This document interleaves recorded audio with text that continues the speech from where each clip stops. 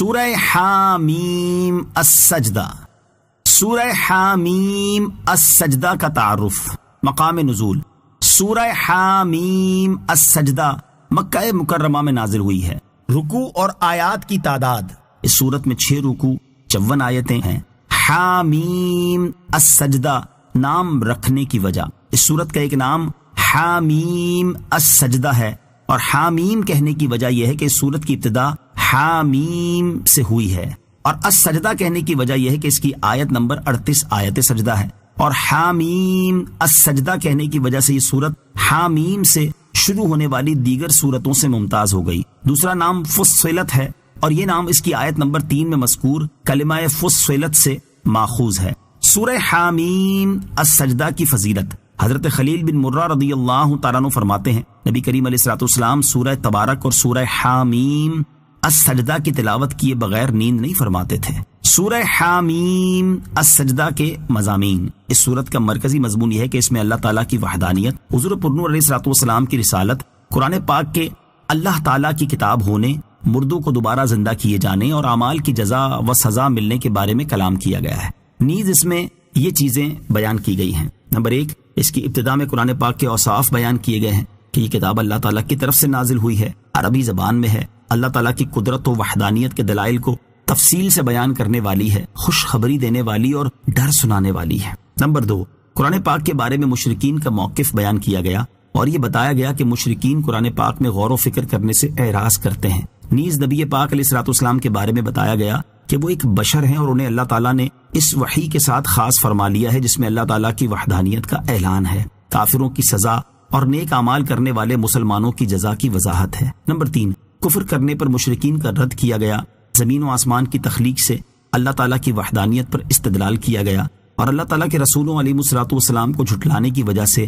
ہلاک کی گئی سابقہ قوموں جیسا عذاب نازل ہونے سے کفار مکہ کو ڈرایا گیا. نمبر 4، قیامت کے حساب کا خوف دلایا گیا اور یہ بتایا گیا کہ حشر کے دن انسان کے اعضاء اس کے خلاف گواہی دیں گے. نمبر 5، اللہ تعالیٰ کی اطاعت پر صبر کرنے والوں کو جنت کی بشارت دی گئی. قرآن مجید کے ہدایت اور شفا ہونے کے بارے میں بتایا گیا اور یہ واضح کر دیا گیا کہ جو نیک عمل کرے گا وہ اپنی جان کے لیے ہی کرے گا اور جو برے عمل کرے گا تو وہ خود ہی ان کی سزا پائے گا. نمبر 6، اللہ تعالیٰ کی عظیم قدرت اور علم کے بارے میں بتایا گیا اور یہ بتایا کہ آسانی ملنے پر فخر و تکبر کرنا اور مصیبت و سختی آنے پر گریہ و زاری کرنا عمومی طور پر لوگوں کی فطرت ہے. سورہ مومن کے ساتھ مناسبت. سورہ حامیم السجدہ کی اپنے سے ماقبل سورت مومن کے ساتھ ایک مناسبت یہ ہے کہ دونوں سورتوں کی ابتدا میں قرآن مجید کا وصف بیان کیا گیا ہے، اور دوسری مناسبت یہ ہے کہ دونوں سورتوں میں اللہ تعالیٰ کی آیات کے بارے میں جھگڑنے والے مشرکین کی سرزنش کی گئی اور انہیں عذاب کی وعید سنائی گئی ہے. بسم اللہ الرحمن الرحیم. ترجمہ: اللہ کے نام سے شروع جو نہایت مہربان رحمت والا ہے. حامیم تنزیل من الرحمن الرحیم. ترجمہ: حامیم، یہ قرآن بہت مہربان نہایت رحم فرمانے والے کی طرف سے نازل کیا ہوا ہے. حامیم یہ حروف مقطعات میں سے ایک حرف ہے، اس کی مراد اللہ تعالیٰ ہی بہتر جانتا ہے. تنزیل نازل کیا ہوا ہے. اس آیت میں قرآن مجید کا وصف بیان کرتے ہوئے ارشاد فرمایا گیا کہ یہ قرآن پاک اس اللہ تعالیٰ کی طرف سے سید المرسلین صلی اللہ تعالیٰ علیہ وسلم پر نازل کیا ہوا ہے جو اپنے بندوں پر بہت مہربان اور نہایت رحم فرمانے والا ہے. کتاب فصلت آیاتہ قرآنا عربیا لقوم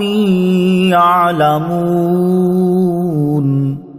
ترجمہ: یہ عربی قرآن ایک کتاب ہے جس کی آیتیں جاننے والوں کے لیے تفصیل سے بیان کی گئی ہیں. کتاب ایک کتاب ہے. اس آیت میں قرآن کریم کے 5 اوصاف بیان کیے گئے ہیں. نمبر 1، یہ کلام ایک کتاب ہے. کتاب اسے کہتے ہیں جو کئی مضامین کی جامع ہو، اور قرآن کریم چونکہ اولین و آخرین کے علوم کا جامع ہے اس لیے اسے کتاب فرمایا گیا. نمبر 2، اس کلام کی آیتیں تفصیل سے بیان کی گئی ہیں، یعنی قرآن پاک کی آیتیں مختلف اقسام کی ہیں جن میں احکام، مثالوں، واعظ و نصیحت، وعدہ اور وعید وغیرہ کو تفصیل کے ساتھ بیان کیا گیا ہے. نمبر 3، یہ کلام قرآن ہے. یہ ایسا کلام ہے جسے دنیا میں سب سے زیادہ پڑھا جاتا ہے. اور اس کی آیتیں باہم مربوط اور ملی ہوئی ہیں، نیز یہ بندوں کو خدا سے ملا دیتا ہے۔ نمبر 4، اس کلام کی زبان عربی ہے۔ اس سے معلوم ہوا کہ عربی زبان بہت فضیلت اور اہمیت کی حامل ہے، اور یہ بھی معلوم ہوا کہ قرآن مجید کا ترجمہ قرآن نہیں، لہذا نماز میں صرف ترجمہ پڑھ لینے سے نماز نہ ہوگی۔ نمبر 5، قرآن مجید کا عربی میں ہونا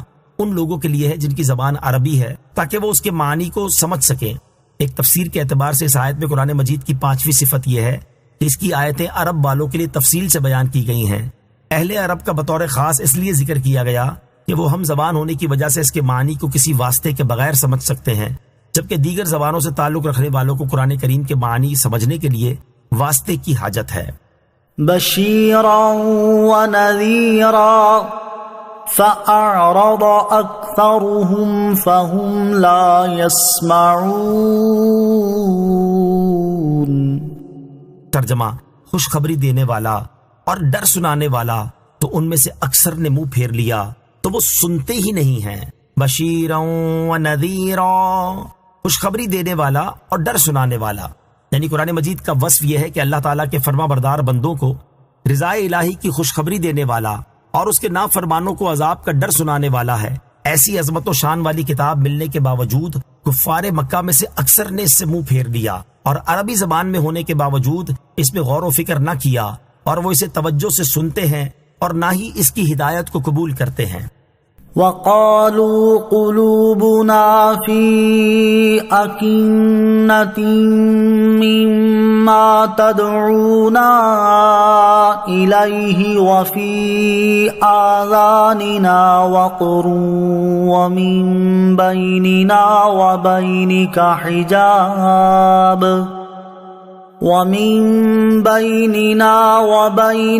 حجاب فاعمل اننا عاملون۔ ترجمہ، اور انہوں نے کہا ہمارے دل اس بات سے پردوں میں ہیں جس کی طرف تم ہمیں بلاتے ہو، اور ہمارے کانوں میں بوجھ ہے، اور ہمارے اور تمہارے درمیان ایک پردہ ہے، تو تم اپنا کام کرو، ہم اپنا کام کر رہے ہیں۔ وقالوا، اور انہوں نے کہا، جب نبی کریم علیہ الصلوۃ والسلام نے مشرکوں کو ایمان قبول کرنے کی دعوت دی تو انہوں نے کہا، آپ ہمیں توحید اور ایمان کی جو دعوت دے رہے ہیں ہم اس کو سمجھ ہی نہیں سکتے، کیونکہ اس بات سے ہمارے دلوں پر پردے پڑے ہوئے ہیں اور ہمارے کانوں میں بوجھ ہے جس کی وجہ سے بہرے ہیں، اور آپ کی بات ہمارے سننے میں نہیں آتی۔ اس سے مشرکوں کی مراد یہ تھی کہ آپ ہم سے ایمان اور توحید کو قبول کرنے کی توقع نہ رکھیے، ہم کسی طرح ماننے والے نہیں، اور نہ ماننے میں ہم اس شخص کی طرح ہیں جو نہ سمجھتا ہو نہ سنتا ہو۔ مشرکوں نے مزید یہ کہا کہ ہمارے اور تمہارے درمیان دینی مخالفت ہے، اس لیے ہم آپ کی بات ماننے والے نہیں، تو تم اپنے دین پر رہو، ہم اپنے دین پر قائم ہیں، اور تم سے ہمارا کام بگاڑنے کی جو کوشش ہو سکے وہ کرو، ہم بھی تمہارے خلاف جو ہو سکے گا کریں گے۔ قل انما انا بشر مثلكم يوحى الي انما الهكم اله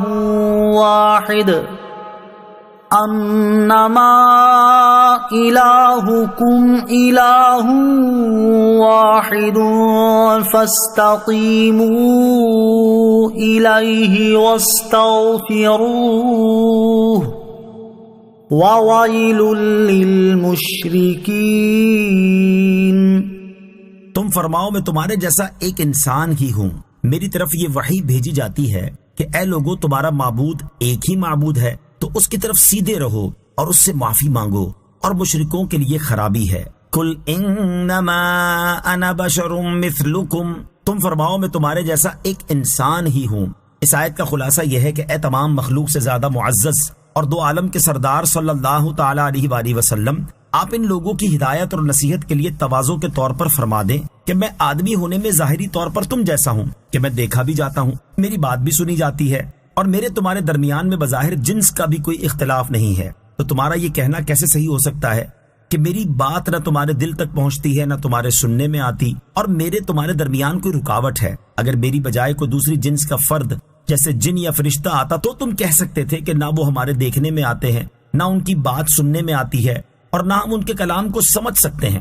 ہمارے اور ان کے درمیان تو جنسی مخالفت ہی بڑی رکاوٹ ہے، لیکن یہاں تو ایسا نہیں، کیونکہ میں بشری صورت میں جلوہ نما ہوا ہوں، تو تمہیں مجھ سے مانوس ہونا چاہیے اور میرے کلام کو سمجھنے اور اس سے فائدہ اٹھانے کی بہت کوشش کرنی چاہیے،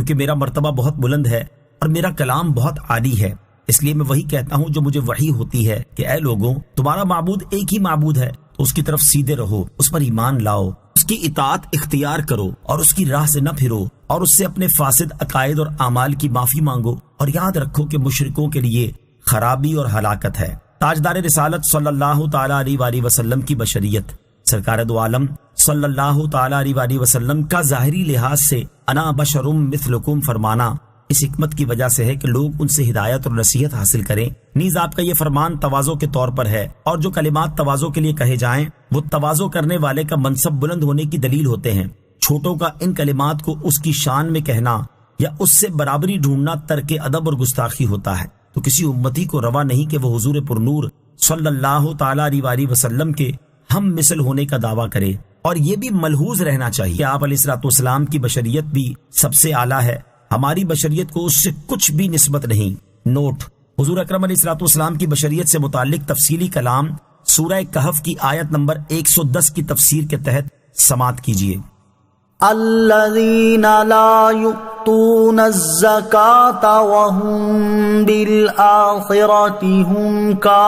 کافرون۔ ترجمہ: وہ جو زکوٰۃ نہیں دیتے اور وہ آخرت کے منکر ہیں۔ الذین لا یؤتون الزکاة،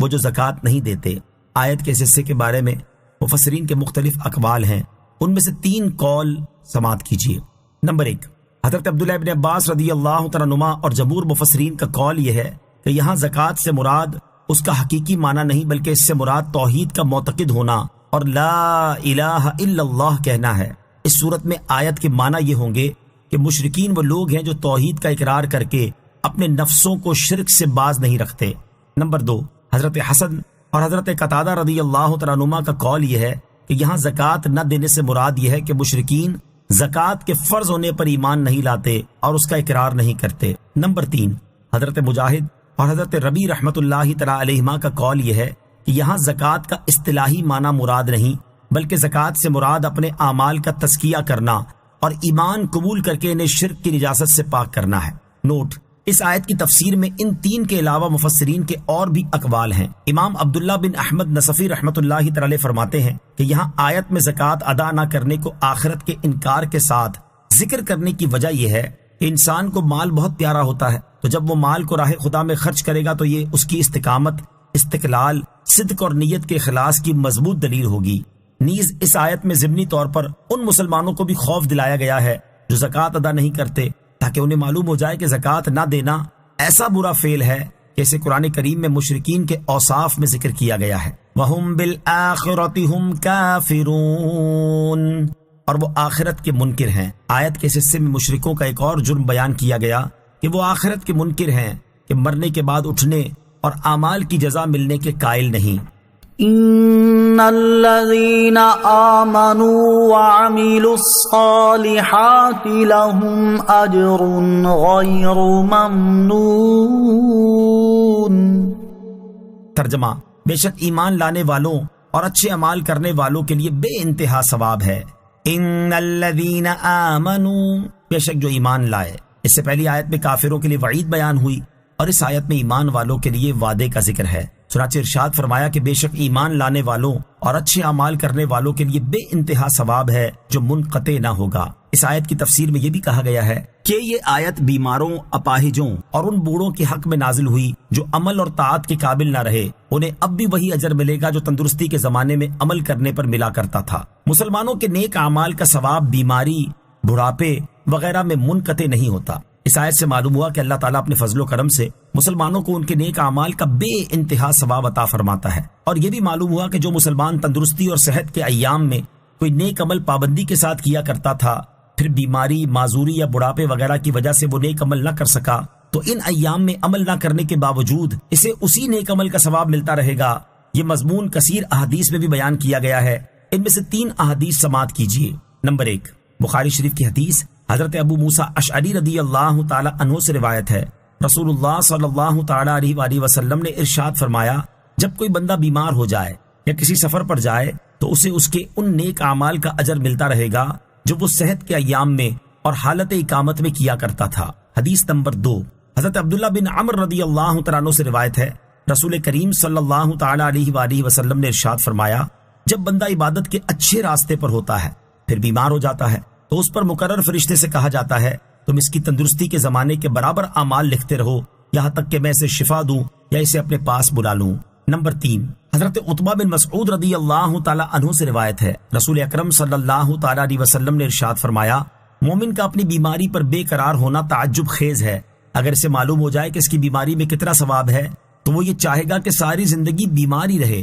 پھر حضور اقدس علیہ الصلوۃ والسلام آسمان کی طرف سر اٹھا کر مسکرائے تو آپ سے عرض کی گئی، آپ آسمان کی طرف دیکھ کر کیوں مسکرائے؟ ارشاد فرمایا، مجھے 2 فرشتوں کو دیکھ کر تعجب ہوا، وہ نماز پڑھنے کی ایک جگہ میں وہاں نماز پڑھنے والے کو ڈھونڈ رہے تھے، جب اس جگہ وہ نمازی نہیں ملا تو فرشتے واپس چلے گئے۔ پھر انہوں نے عرض کی، اے ہمارے رب عز و جل، ہم تیرے فلاں بندے کا نیک عمل دن رات لکھتے تھے، اب ہمیں معلوم ہوا کہ تو نے اسے اپنی تقدیر کی رسی سے باندھ لیا ہے۔ اللہ تعالیٰ نے ارشاد فرمایا، تم میرے بندے کے اسی عمل کو لکھتے رہو جو وہ دن رات کیا کرتا تھا اور اس میں کوئی کمی نہ کرو، اور میں نے جتنے دن اسے روک لیا ہے ان دنوں کا اجر میرے ذمہ کرم پر ہے، اور جو عمل وہ کیا کرتا تھا اس کا اجر اسے ملتا رہے گا۔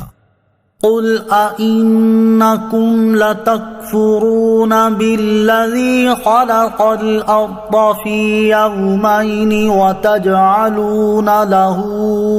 أندادا ذلك رب العالمين۔ ترجمہ، تم فرماؤ کیا تم اس اللہ کے ساتھ کفر کرتے ہو جس نے 2 دن میں زمین بنائی اور تم اس کے لیے شریک ٹھہراتے ہو؟ وہ سارے جہانوں کا رب ہے۔ قل،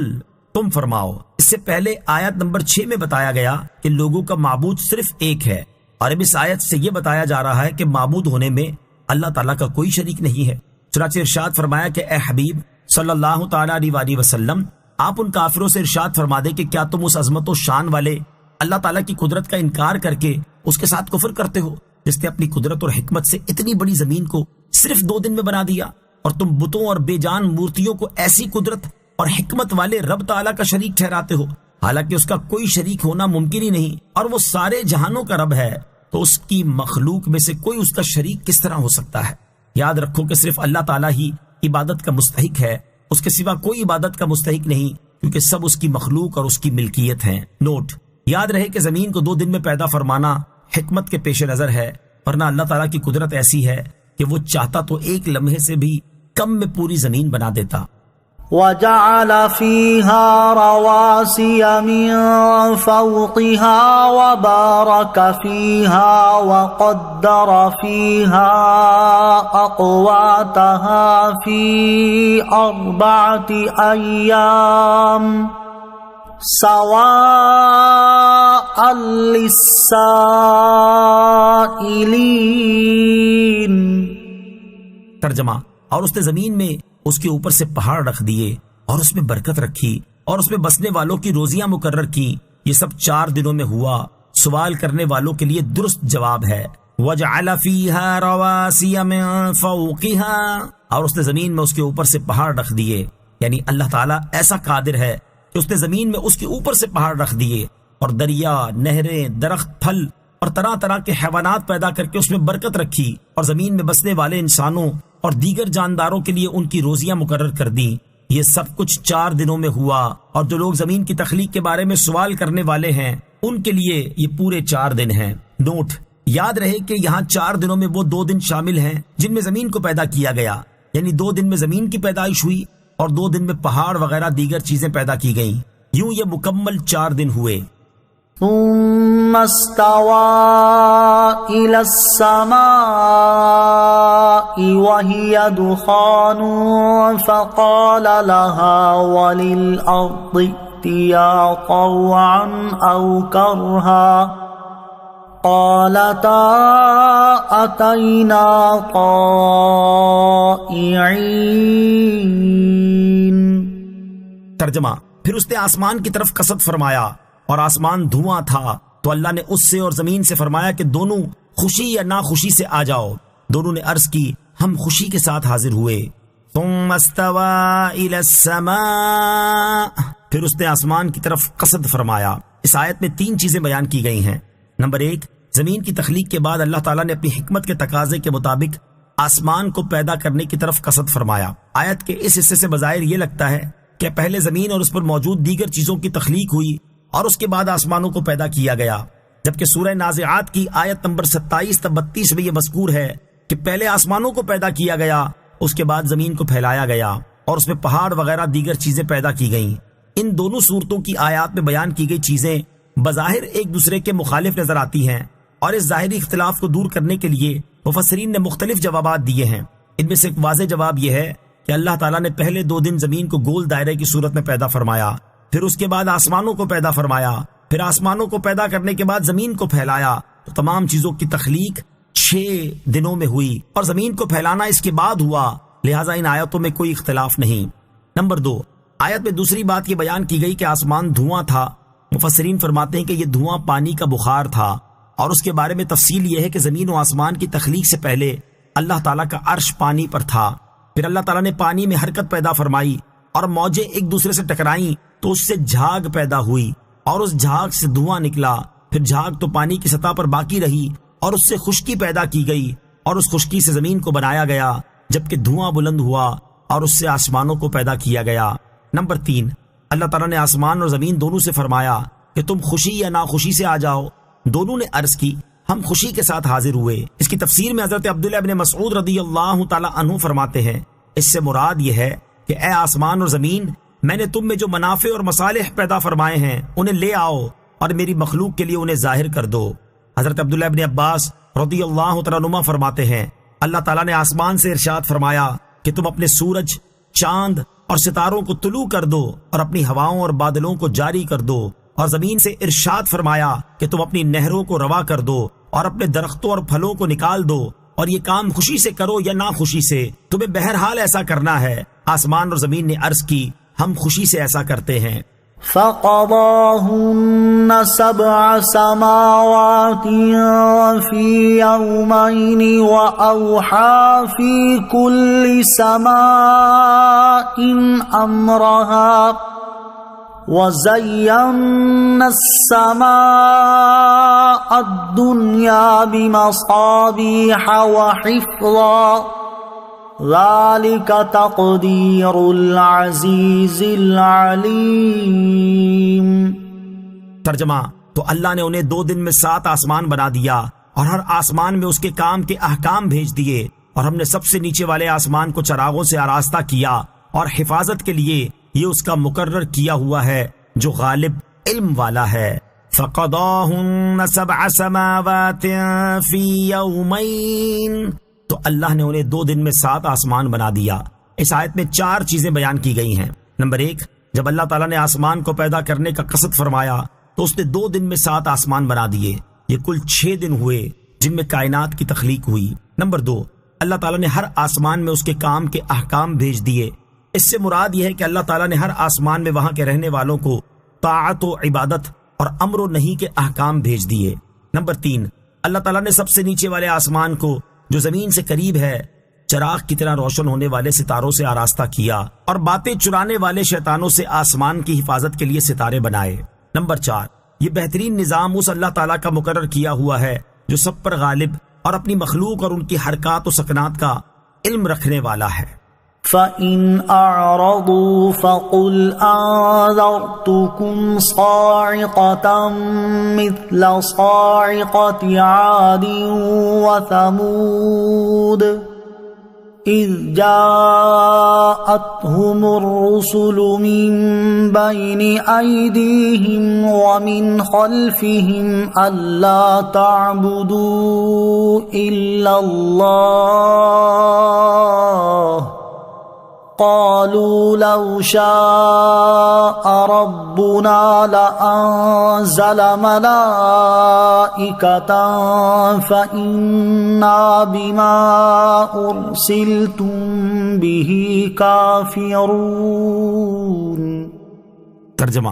پھر اگر وہ منہ پھیرے تو تم فرماؤ کہ میں تمہیں ایک ایسی کڑک سے ڈراتا ہوں جیسی کڑک عاد اور سمود پر آئی تھی، جب ان کے آگے اور ان کے پیچھے رسول ان کے پاس آیا اور کہا کہ اللہ کے سوا کسی کی عبادت نہ کرو، تو انہوں نے کہا اگر ہمارا رب چاہتا تو فرشتوں کو اتارتا، تو جس کے ساتھ تمہیں بھیجا گیا ہے ہم اس کا انکار کرنے والے ہیں۔ فَإِنْ أَعْرَضُوا، پھر اگر وہ منہ پھیریں۔ اس آیت اور اس کے بعد والی آیت کا خلاصہ یہ ہے کہ اے حبیب صلی اللہ تعالی علیہ وآلہ وسلم، اللہ تعالیٰ کی قدرت و حکمت کے بیان کے بعد بھی اگر کفار مکہ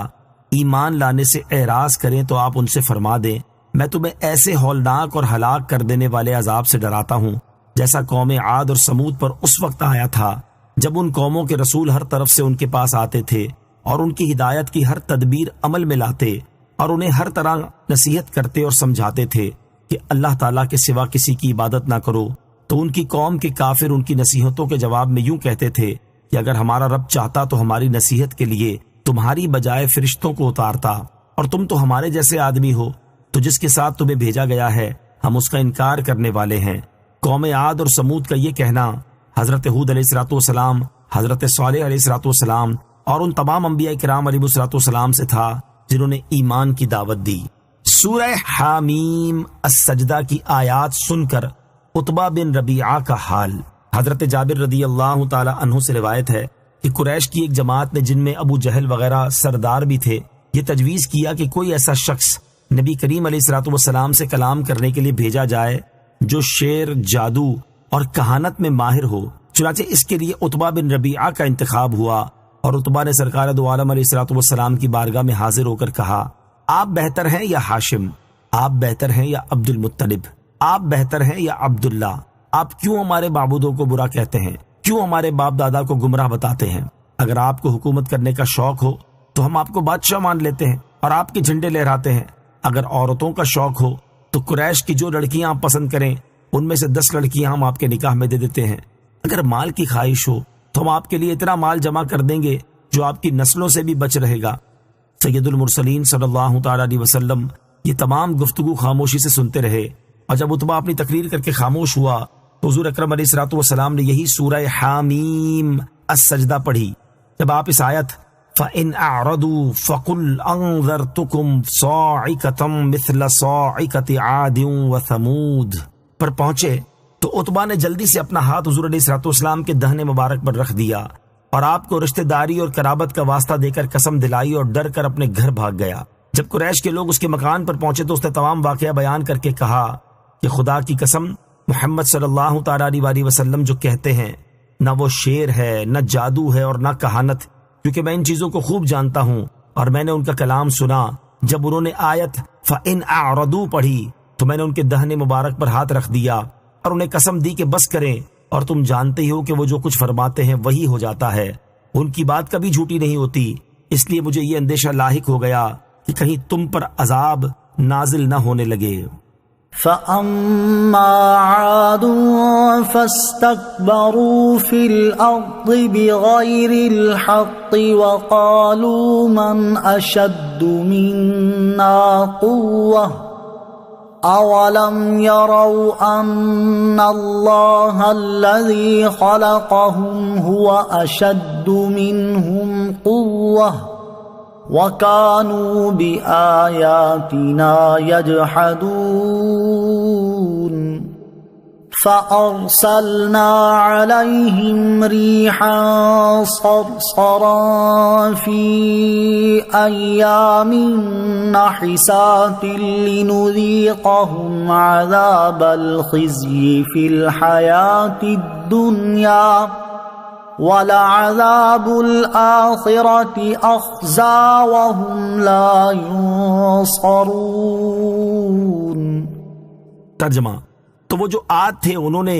زمین میں ناحق تکبر کیا اور انہوں نے کہا ہم سے زیادہ طاقتور کون ہے، اور کیا انہوں نے اس بات کو نہ دیکھا کہ وہ اللہ جس نے انہیں پیدا کیا ہے وہ ان سے زیادہ قوت والا ہے، اور وہ ہماری آیتوں کا انکار کرتے تھے۔ تو ہم نے ان پر ان کے منحوس دنوں میں ایک تیز آندھی بھیجی تاکہ دنیا کی زندگی میں ہم انہیں رسوائی کا عذاب چکھائیں، اور بے شک آخرت کا عذاب زیادہ رسوا کن ہے اور ان کی مدد نہ ہوگی۔ فَأَمَّا عَادٌ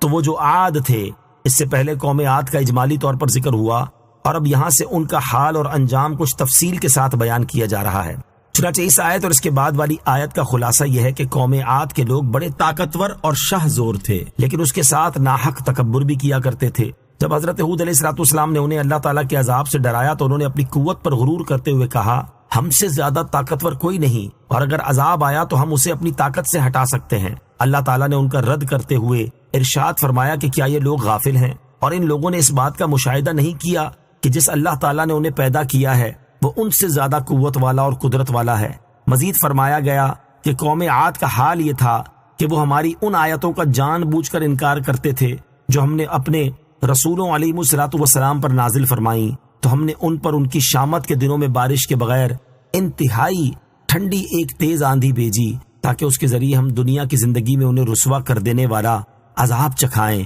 اور بے شک انہیں آخرت میں جو عذاب دیا جائے گا وہ دنیا کے عذاب سے زیادہ رسوا کن ہے، اور وہاں ان کی کوئی بھی مدد نہ ہوگی۔ کوئی دن یا مہینہ حقیقی طور پر منحوس نہیں۔ یہاں آیت نمبر 16 میں منحوس دنوں کا ذکر ہوا۔ اس سلسلے میں یاد رہے کہ کوئی دن یا مہینہ حقیقی طور پر منحوس نہیں، البتہ جس وقت دن یا مہینے میں کوئی گناہ کیا جائے یا اس میں گناہ گاروں پر اللہ تعالیٰ کا عذاب نازل ہو تو وہ گناہ اور عذاب کے اعتبار سے گناہ گار کے حق میں منحوس ہے، جیسا کہ حضرت علامہ اسماعیل حقی رحمت اللہ تعالی فرماتے ہیں، زمانے کے اجزاء اپنی اصل حقیقت میں برابر ہیں اور ان میں کوئی فرق نہیں، البتہ ان اجزاء میں جو نیکی یا گناہ واقع ہو اس میں فرق کی وجہ سے زمانے کے اجزاء میں فرق ہوتا ہے۔ تو جمعہ کا دن نیک کام کرنے والے کے اعتبار سے سعادت مندی کا دن ہے اور گناہ کرنے والے کے اعتبار سے اس کے حق میں منحوس ہے۔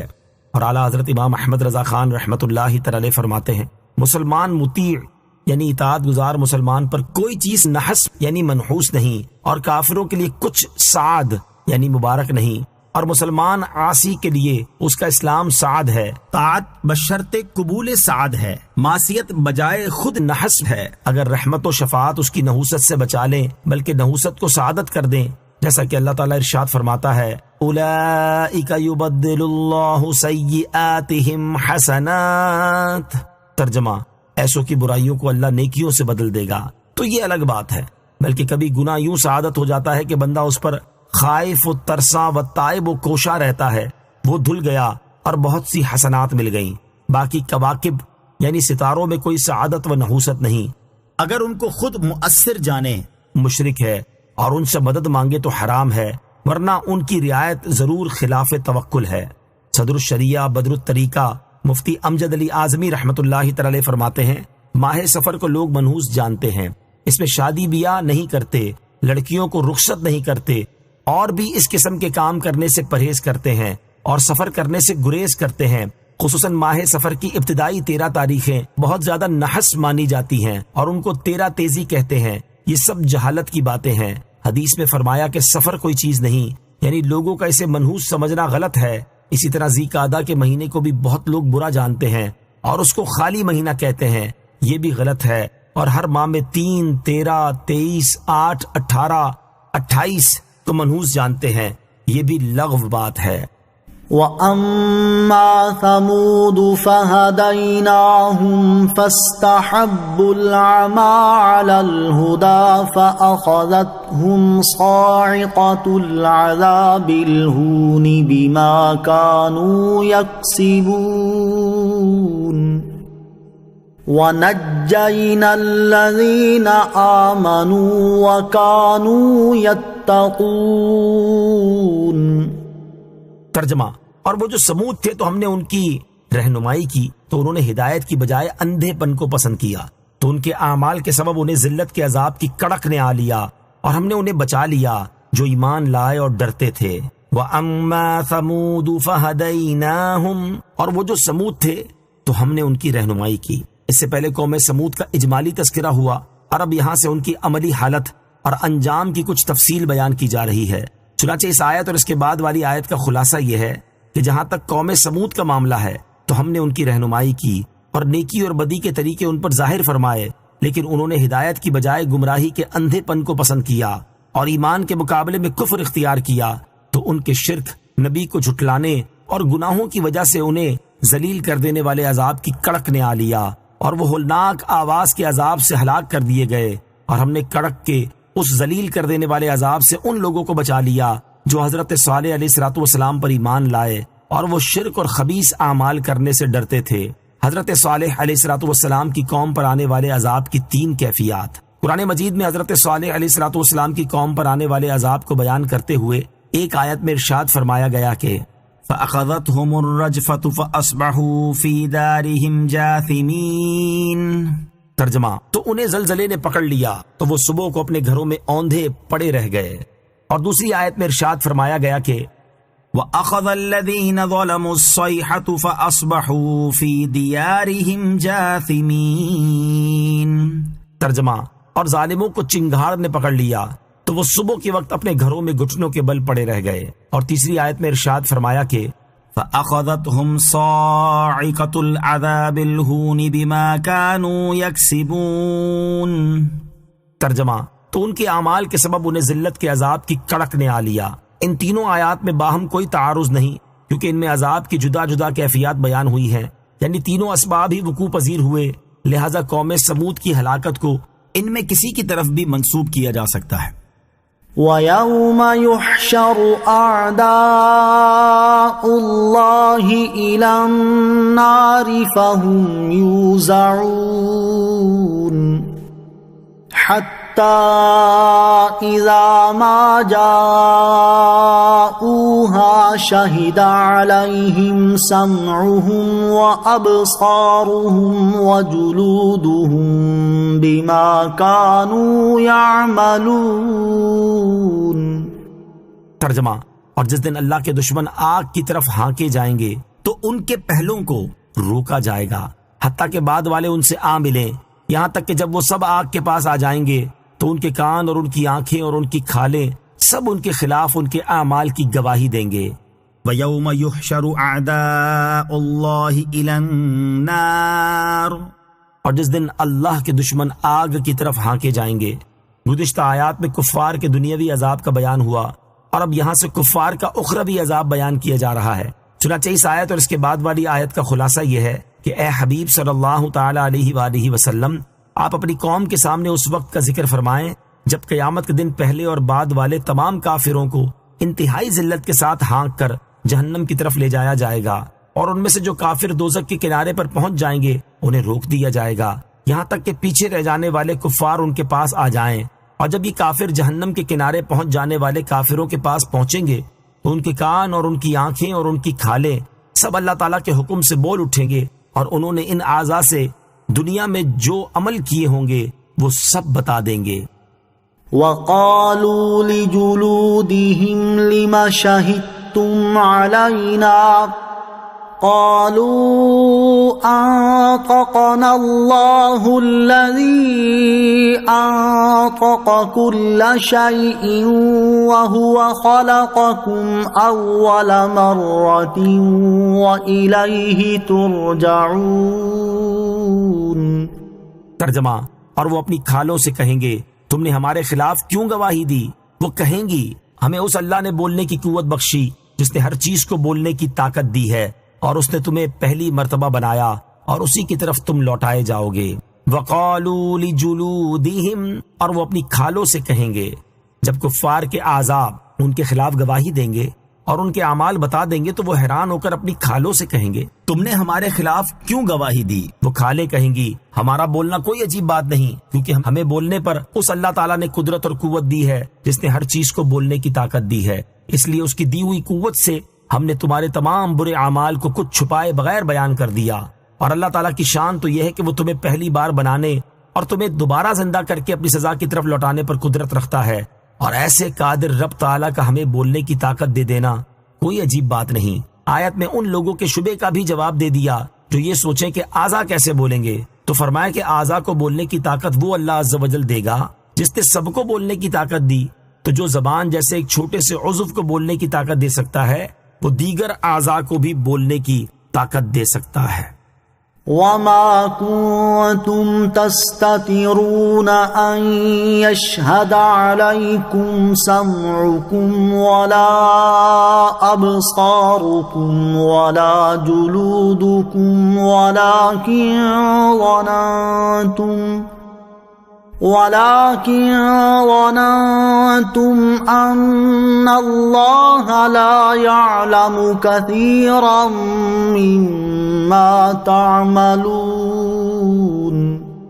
ترجمہ، اور تم اس بات سے نہیں چھپ سکتے تھے کہ تمہارے خلاف تمہارے کان اور تمہاری آنکھیں اور تمہاری کھالیں گواہی دیں، لیکن تم تو یہ سمجھے بیٹھے تھے کہ اللہ تمہارے بہت سے کام نہیں جانتا۔ وَمَا كُنتُمْ تَسْتَتِرُونَ، اور تم اس بات سے نہیں چھپ سکتے تھے۔ اس آیت کا خلاصہ یہ ہے کہ قیامت کے دن اللہ تعالی کی طرف سے کافروں کو کہا جائے گا کہ اے کافروں، تم چھپ کر گناہ کرتے تھے، لیکن اس بات سے نہیں چھپ سکتے تھے کہ تمہارے خلاف تمہارے کان، تمہاری آنکھیں اور تمہاری کھالیں گواہی دیں، اور تمہیں تو اس کا گمان بھی نہ تھا، کیونکہ تم تو مرنے کے بعد دوبارہ زندہ کیے جانے اور اعمال کی جزا ملنے کے سرے ہی سے قائل نہ تھے، اور تم تو یہ سمجھے بیٹھے تھے کہ اللہ تعالیٰ تمہارے بہت سے وہ کام نہیں جانتا جو تم چھپا کر کرتے ہو۔ حضرت عبداللہ ابن عباس رضی اللہ تعالیٰ عنہما فرماتے ہیں، کفار یوں کہا کرتے تھے کہ اللہ تعالیٰ ظاہر کی باتیں جانتا ہے اور جو ہمارے دلوں میں ہے اسے نہیں جانتا۔ اور حضرت عبداللہ ابن مسعود رضی اللہ تعالیٰ عنہ فرماتے ہیں کہ بیت اللہ کے پاس 2 کرشی اور 1 ثقفی یا 2 ثقفی اور 1 کرشی جمع ہوئے، یہ بہت موٹے اور جسیم تھے اور ان کے دلوں میں سمجھ بوجھ بہت کم تھی۔ ان میں سے ایک نے کہا، کیا تمہارا یہ گمان ہے کہ اللہ تعالیٰ ہماری باتیں سن رہا ہے؟ دوسرے نے کہا، اگر ہم زور سے باتیں کریں گے تو وہ سنے گا، اور اگر آہستہ باتیں کریں گے تو وہ نہیں سنے گا۔ ایک اور نے کہا، اگر وہ ہماری زور سے کی ہوئی باتیں سن سکتا ہے تو وہ ہماری آہستہ سے کی ہوئی باتیں بھی سن سکتا ہے۔ تب اللہ عز و جل نے یہ آیت نازل فرمائی، وَذَلِكُمْ ظَنُّكُمُ الَّذِي ظَنَنْتُمْ بِرَبِّكُمْ أَرْدَاكُمْ فَأَصْبَحْتُمْ مِنَ الْخَاسِرِينَ۔ ترجمہ، اور یہ تمہارا وہ گمان تھا جو تم نے اپنے رب پر کیا، اسی گمان نے تمہیں ہلاک کر دیا، تو اب نقصان اٹھانے والوں میں سے ہو گئے۔ وَذَلِكُمْ ظَنُّكُمُ الَّذِي ظَنَنْتُمْ بِرَبِّكُمْ، اور یہ تمہارا وہ گمان تھا جو تم نے اپنے رب پر کیا، یعنی اے خدا کے دشمنوں، اللہ تعالیٰ کی طرف نہ جاننے کی نسبت کرنا تمہارا وہ گمان تھا جو تم نے اپنے رب عز و جل پر کیا، ورنہ اللہ تعالیٰ کی شان تو یہ ہے کہ وہ تمام کلیات اور جزئیات کا علم رکھتا ہے، اور ظاہری و باطنی کوئی چیز اس سے چھپی ہوئی نہیں ہے۔ اور اے کافروں، اسی برے گمان نے تمہیں جہنم میں ڈال دیا، تو اس کی وجہ سے اب تم کامل نقصان اٹھانے والوں میں سے ہو گئے۔ اللہ کریم کے بارے میں اچھا گمان رکھنا چاہیے۔ اس آیت سے معلوم ہوا کہ اللہ کریم کے بارے میں برا گمان رکھنا کافروں کا طریقہ ہے، اور برا گمان رکھنے والا ان لوگوں میں سے ہوگا جو ہلاک ہونے والے اور نقصان اٹھانے والے ہیں۔ برے گمان کی مثال یہ ہے کہ سچی توبہ کر کے بندہ یہ گمان کرے کہ اللہ کریم اس کے گناہ معاف نہیں فرمائے گا، اپنی اولاد کو اس لیے قتل کر دے کہ پتہ نہیں اللہ کریم اسے رزق دیتا ہے یا نہیں، اور دعا کرنے کے بعد یہ گمان کرنا کہ اللہ کریم اسے قبول کرتا بھی ہے یا نہیں، وغیرہ۔ اچھے گمان کی مثال یہ ہے کہ سچی توبہ کے بعد یہ گمان کرنا کہ اللہ کریم اسے قبول فرما لے گا اور اس کے گناہ بخش دے گا۔ رزق کے اسباب اختیار کرنے کے بعد یہ گمان کرنا کہ اللہ کریم اسے رزق عطا فرمائے گا، اور دعا کرنے کے بعد اس کی قبولیت کی امید رکھنا وغیرہ۔ لہٰذا ہر مسلمان کو چاہیے کہ وہ اللہ پاک کے بارے میں برا گمان رکھنے سے بچے اور اچھا گمان رکھے۔ ترغیب کے لیے یہاں اللہ کریم کے ساتھ برا اور اچھا گمان رکھنے کے بارے میں 4 احادیث سماعت کیجیے۔ نمبر 1، حضرت عبداللہ ابن عمر رضی اللہ تعالیٰ عنہما سے روایت ہے، رسول کریم صلی اللہ تعالیٰ علیہ وسلم نے ارشاد فرمایا، اللہ کریم کے ساتھ برا گمان رکھنا بڑے کبیرہ گناہوں میں سے ہے۔ یہ برے گمان کی خاص اقسام کے اعتبار سے ہے۔ نمبر 2، حضرت جابر رضی اللہ تعالیٰ عنہ سے روایت ہے، سید المرسلین صلی اللہ تعالیٰ علیہ وسلم نے ارشاد فرمایا، تم میں سے کسی شخص کو ہرگز موت نہ آئے مگر اس حال میں کہ وہ اللہ کریم کے ساتھ اچھا گمان رکھتا ہو۔ نمبر 3، حضرت ابو ہریرہ رضی اللہ تعالیٰ عنہ سے روایت ہے، تاجدار رسالت صلی اللہ تعالیٰ علیہ وسلم نے ارشاد فرمایا، بے شک اللہ کریم کے ساتھ اچھا گمان رکھنا ایک اچھی عبادت ہے۔ نمبر 4، ایک روایت میں ہے کہ حضرت واصلہ رضی اللہ تعالیٰ عنہ حضرت یزید بن اسود رضی اللہ تعالیٰ عنہ کی عیادت کے لیے تشریف لائے اور ان سے پوچھا، تمہارا اللہ کریم کے ساتھ کیا گمان ہے؟ انہوں نے کہا، جب میں اپنے گناہوں کو دیکھتا ہوں تو مجھے اپنی ہلاکت قریب نظر آتی ہے، لیکن میں اللہ پاک کی رحمت کی امید رکھتا ہوں۔ حضرت واصلہ رضی اللہ تعالیٰ عنہ نے کہا، اللہ اکبر، اور گھر والوں نے بھی کہا اللہ اکبر۔ حضرت واصلہ رضی اللہ تعالیٰ عنہ نے کہا، میں نے رسول اللہ صلی اللہ تعالیٰ علیہ وسلم سے سنا ہے کہ اللہ پاک ارشاد فرماتا ہے، میں اپنے بندے کے گمان کے پاس ہوں، وہ میرے متعلق جو چاہے گمان کرے۔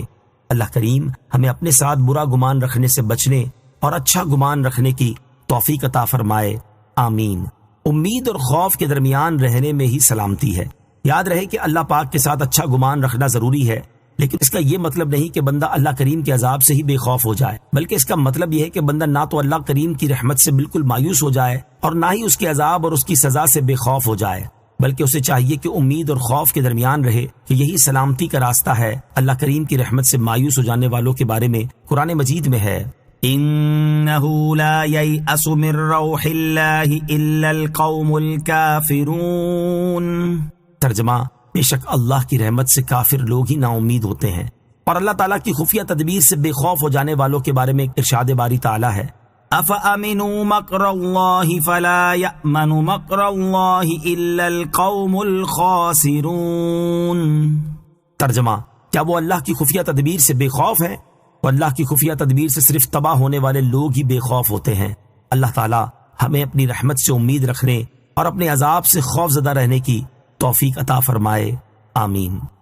فَإِن يَصْبِرُوا فَالنَّارُ مَثْوًى لَهُمْ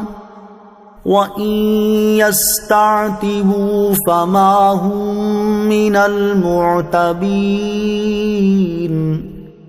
ترجمہ، پھر اگر وہ آگ پر صبر کریں تو آگ ان کا ٹھکانہ ہے، اور اگر وہ اللہ کو راضی کرنا چاہیں گے تو وہ ان میں سے نہیں ہوں گے جن سے اللہ راضی ہے۔ فَإِن يَصْبِرُوا، پھر اگر وہ صبر کریں، یعنی پھر اگر وہ جہنم میں عذاب پر صبر کریں اور فریاد کرنا رونا دھونا بند کر دیں تو بھی ان کا ٹھکانہ آگ ہی ہے، اور یہ صبر بھی ان کے لیے کارآمد نہیں۔ اور اگر وہ اللہ تعالیٰ کی ناراضی دور کرنا چاہیں اور اس کے لیے کتنی ہی منت سماجت کر لیں تو بھی اللہ تعالیٰ ان سے راضی نہ ہوگا اور انہیں کسی طرح عذاب سے رہائی نہیں ملے گی۔ لہٰذا ان کے حق میں صبر کرنا اور فریاد کرنا دونوں برابر ہیں، اور ان دونوں سے انہیں کوئی نفع نہ ہوگا۔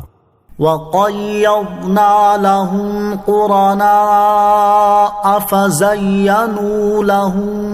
مَّا بَيْنَ أَيْدِيهِمْ وَمَا خَلْفَهُمْ وَحَقَّ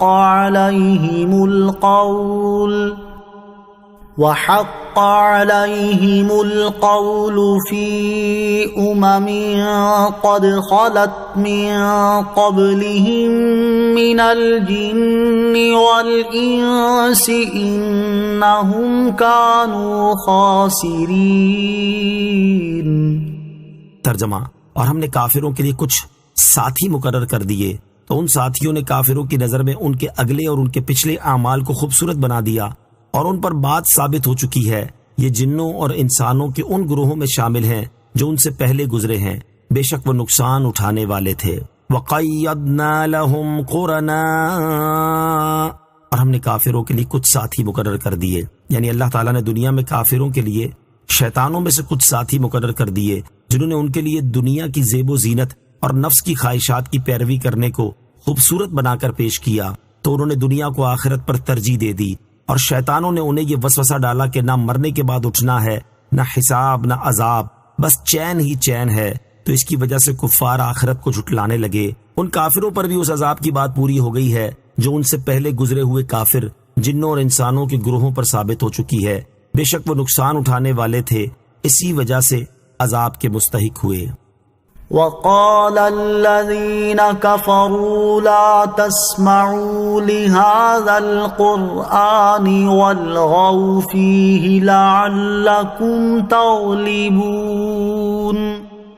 ترجمہ، اور کافروں نے کہا اس قرآن کو نہ سنو اور اس میں فضول شور و غل مچاؤ تاکہ تم غالب آ جاؤ۔ وَقَالَ الَّذِينَ كَفَرُوا لَا تَسْمَعُوا لِهَذَا الْقُرْآنِ، اور کافروں نے کہا اس قرآن کو نہ سنو۔ اس آیت مبارکہ میں مشرکین قریش کے بارے میں بیان کیا گیا کہ وہ قرآن پاک کی تاثیر سے اس قدر خوفزدہ تھے کہ لوگوں کو دل جمعی کے ساتھ قرآن پاک سننے نہیں دیتے تھے، بلکہ ان کی عادت یہی تھی کہ جس وقت قرآن پاک کی تلاوت کی جاتی تو شور مچانا شروع کر دیتے، سیٹیاں بجاتے اور طرح طرح سے آوازیں بلند کرتے۔ مقصد صرف یہ تھا کہ لوگ قرآن پاک کی تلاوت نہ سن سکیں، کیونکہ اگر انہوں نے اس کو دل جمعی سے سن لیا تو ایمان لے آئیں گے۔ اس آیت مبارکہ سے معلوم ہوتا ہے کہ قرآن پاک کی تاثیر سے کفار بھی خوفزدہ تھے۔ حضرت ابن عباس رضی اللہ تعالی عنہ سے روایت ہے کہ رسول اللہ صلی اللہ تعالی علیہ وسلم مکہ مکرمہ میں تھے، جب قرآن پڑھتے تھے تو اپنی آواز بلند کرتے تھے، جبکہ مشرکین لوگوں کو آپ سے دور بھگاتے تھے اور کہتے تھے کہ قرآن نہ سنو اور اس کی تلاوت کے وقت فضول شور و غل کرو تاکہ تم غالب آ جاؤ۔ فَلَنُذِيقَنَّ الَّذِينَ كَفَرُوا عَذَابًا شَدِيدًا وَلَنَجْزِيَنَّهُمْ أَسْوَأَ الَّذِي كَانُوا يَعْمَلُونَ۔ ذلك جزاء أعداء الله النار لهم فيها دار الخلد جزاء بما كانوا بآياتنا يجحدون۔ ترجمہ، تو بے شک ضرور ہم کافروں کو سخت عذاب چکھائیں گے اور بے شک ہم انہیں ان کے برے اعمال کا بدلہ دیں گے۔ یہ اللہ کے دشمنوں کا بدلہ آگ ہے، ان کے لیے اس میں ہمیشہ رہنے کا گھر ہے۔ یہ اس بات کی سزا ہے کہ وہ ہماری آیتوں کا انکار کرتے تھے۔ فَلَنُذِيقَنَّ الَّذِينَ كَفَرُوا عَذَابًا شَدِيدًا، تو بے شک ضرور ہم کافروں کو سخت عذاب چکھائیں گے۔ کفار مکہ کے طرز عمل کو بیان کرنے کے بعد اس آیت سے اللہ تعالیٰ نے انہیں شدید عذاب سے ڈرایا ہے۔ چنانچہ اس آیت اور اس کے بعد والی آیت کا خلاصہ یہ ہے کہ جب میرے حبیب صلی اللہ تعالیٰ علیہ وآلہ وسلم قرآن مجید کی تلاوت کرتے ہیں، اس وقت جو کافر فضول شور و غل کرنے کا کہتے اور کرتے ہیں، انہیں اور تمام کافروں کو ہم ایسا سخت عذاب چکھائیں گے جس کی سختی کا کوئی اندازہ نہیں لگا سکتا، اور بے شک ہم انہیں ان کے برے اعمال کا بدلہ دیں گے، اور کفر کا بدلہ سخت عذاب ہے۔ یہ عذاب اللہ تعالیٰ کے دشمنوں کا بدلہ ہے، اور وہ جہنم کی آگ ہے۔ ان کے لیے جہنم میں ایک گھر ہے جس میں یہ ہمیشہ رہیں گے اور اس سے کہیں اور منتقل نہ ہو سکیں گے۔ اور یہ سخت عذاب اس بات کی سزا ہے کہ وہ ہماری آیتوں کا انکار کرتے تھے اور ان کی تلاوت ہوتی سن کر فضول شور و غل کیا کرتے تھے۔ اس سے معلوم ہوا کہ نبی کریم صلی اللہ تعالیٰ علیہ وسلم اور قرآن کا دشمن اللہ تعالیٰ کا دشمن ہے، کہ ان کافروں نے قرآن کی آواز روکنی چاہی تو انہیں اللہ تعالیٰ کا دشمن قرار دیا گیا۔ وقال الذين كفروا ربنا أرنا الذين أضلانا من الجن والإنس نجعلهما تحت أقدامنا ليكونا من الأسفلين۔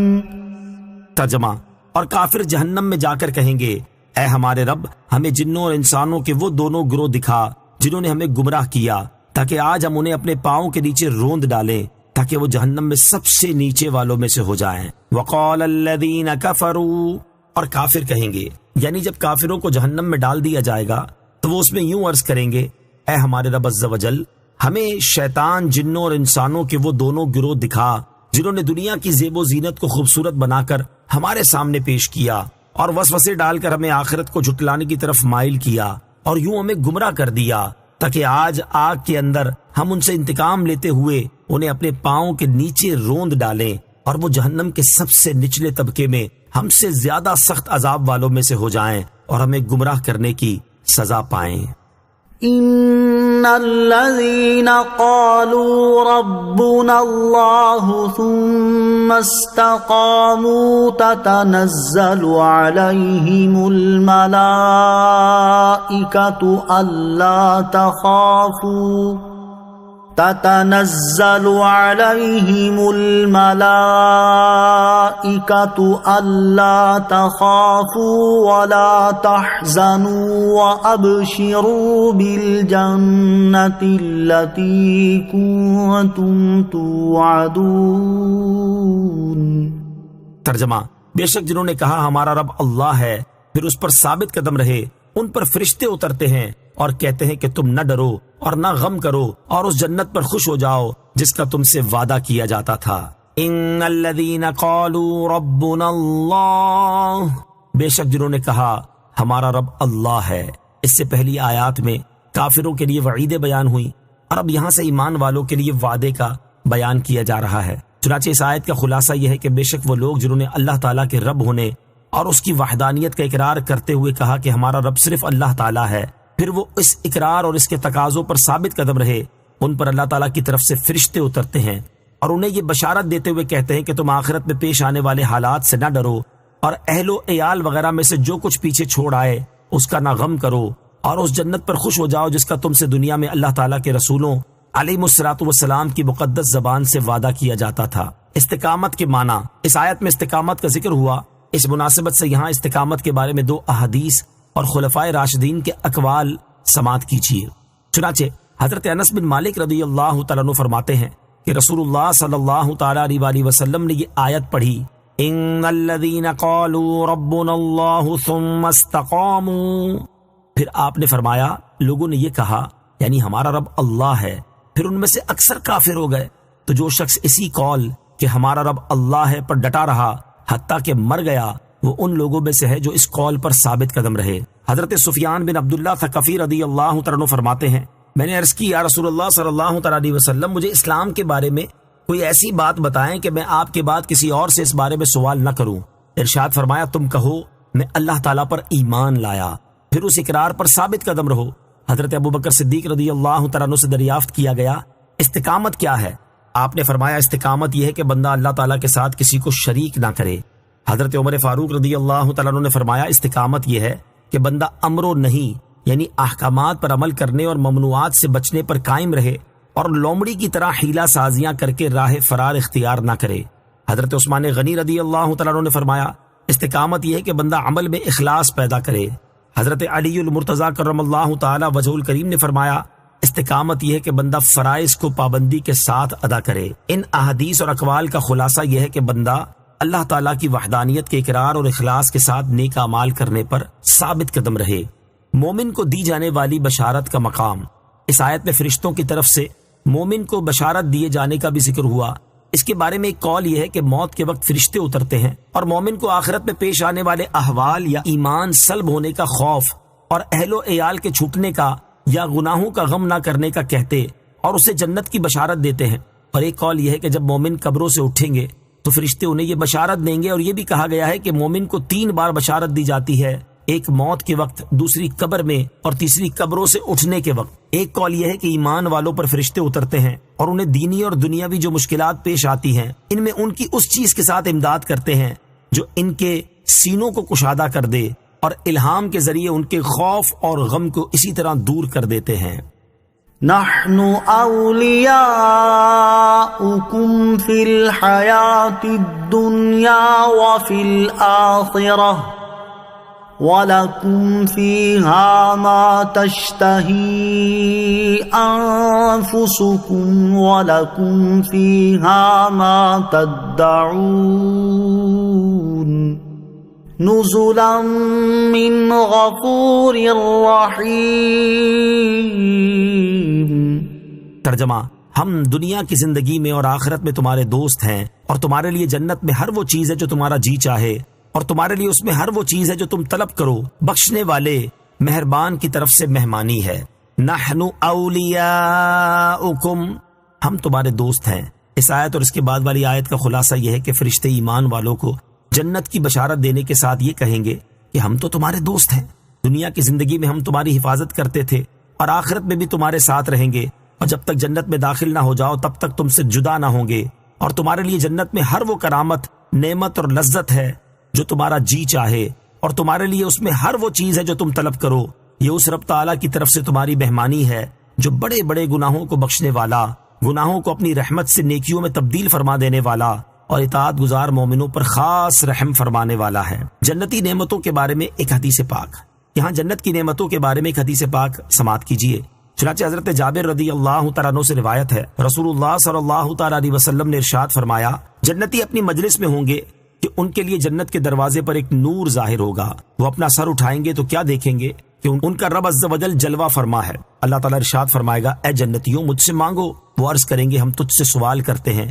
کہ تو ہم سے راضی ہو جا۔ اللہ تعالیٰ ارشاد فرمائے گا، میری رضا نے ہی تو تمہیں میرے اس گھر میں اتارا ہے اور تمہیں یہ عزت دی ہے، تو تم مجھ سے کچھ اور مانگو۔ جنتی عرض کریں گے ہم تجھ سے مزید نعمتوں کا سوال کرتے ہیں، تو انہیں سرخ یاقوت کے گھوڑے عطا کیے جائیں گے جن کی لگامیں سبز زبرجد اور سرخ یاقوت کی ہوں گی۔ وہ جنتی ان پر سوار ہوں گے اور وہ گھوڑے اپنے قدم حد نگاہ پر رکھیں گے۔ اللہ تعالیٰ درختوں کو حکم دے گا تو ان پر پھل آ جائیں گے، اور جنتیوں کے پاس حور عین آئیں گی جو کہیں گی ہم نرم و نازک ہیں اور ہم سخت نہیں ہیں، ہم ہمیشہ رہنے والی ہیں، ہم پر موت نہیں آتی، اور معزز لوگوں کی بیویاں ہیں۔ اللہ تعالیٰ کستوری کے ٹیلے کو حکم دے گا جو سفید اور مہکتا ہوگا، تو وہ ان پر خوشبو بکھیر دے گا جسے مثیرہ کہتے ہیں، یہاں تک کہ فرشتے انہیں جنت عدن میں لے جائیں گے جو جنت کا وسط ہے۔ فرشتے کہیں گے اے ہمارے رب عز و جل، لوگ حاضر ہو گئے ہیں، تو کہا جائے گا صادقین کو خوش آمدید، اطاعت گزاروں کو خوش آمدید، تو ان کے لیے حجاب اٹھا دیا جائے گا، وہ اللہ تعالیٰ کا دیدار کریں گے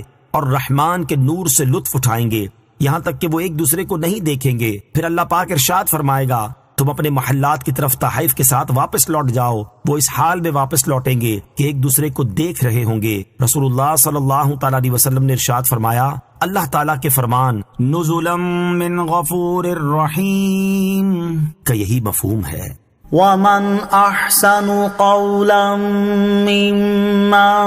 دعا الى اللہ وعمل صالحا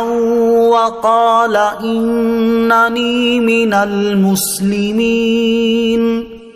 ترجمہ، اور اس سے زیادہ کس کی بات اچھی جو اللہ کی طرف بلائے اور نیکی کرے اور کہے کہ بے شک میں مسلمان ہوں۔ ومن احسن قولا ممن دعا الى اللہ،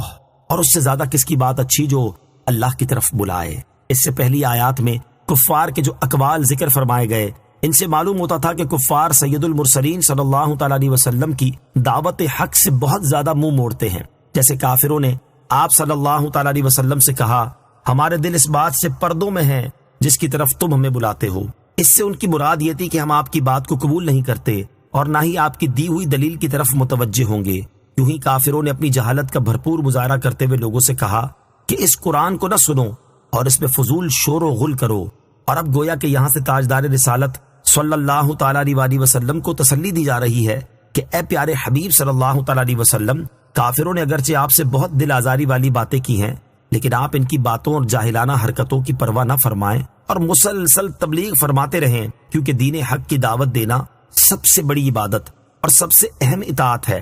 اور اس سے زیادہ کسی کی بات اچھی نہیں جو اللہ تعالیٰ کی توحید اور عبادت کی طرف بلائے اور نیک کام کرے اور کہے کہ میں مسلمان ہوں۔ یہاں دعوت دینے والے سے کون مراد ہے؟ اس کے بارے میں مفسرین کا ایک قول تو یہی ہے کہ اس سے مراد حضور سید المرسلین صلی اللہ تعالی علیہ وآلہ وسلم ہے۔ یہ بھی کہا گیا کہ اس سے وہ مومن مراد ہے جس نے نبی کریم علیہ الصلوۃ والسلام کی دعوت کو قبول کیا اور دوسروں کو نیکی کی دعوت دی۔ اور حضرت عائشہ صدیقہ رضی اللہ تعالی عنہا نے فرمایا کہ میرے نزدیک یہ آیت مؤذنوں کے حق میں نازل ہوئی، اور ایک قول یہ بھی ہے کہ جو کوئی کسی طریقے پر بھی اللہ پاک کی طرف دعوت دے وہ اس آیت میں داخل ہے۔ اللہ تعالیٰ کی طرف بلانے کے مراتب۔ یاد رہے کہ اللہ تعالیٰ کی طرف بلانے کے کئی مرتبے ہیں۔ پہلا مرتبہ انبیاء کرام علیہ الصلوۃ والسلام کا دعوت دینا، کیونکہ یہ معجزات، حجتوں، دلیلوں اور تلوار سبھی طریقوں کے ساتھ لوگوں کو اللہ تعالیٰ کی طرف بلاتے ہیں۔ یہ مرتبہ انبیاء کرام علیہ الصلوۃ والسلام ہی کے ساتھ خاص ہے۔ دوسرا مرتبہ علماء کرام کا دعوت دینا، یہ فقط حجتوں اور دلائل کے ساتھ لوگوں کو اللہ تعالیٰ کی طرف دعوت دیتے ہیں۔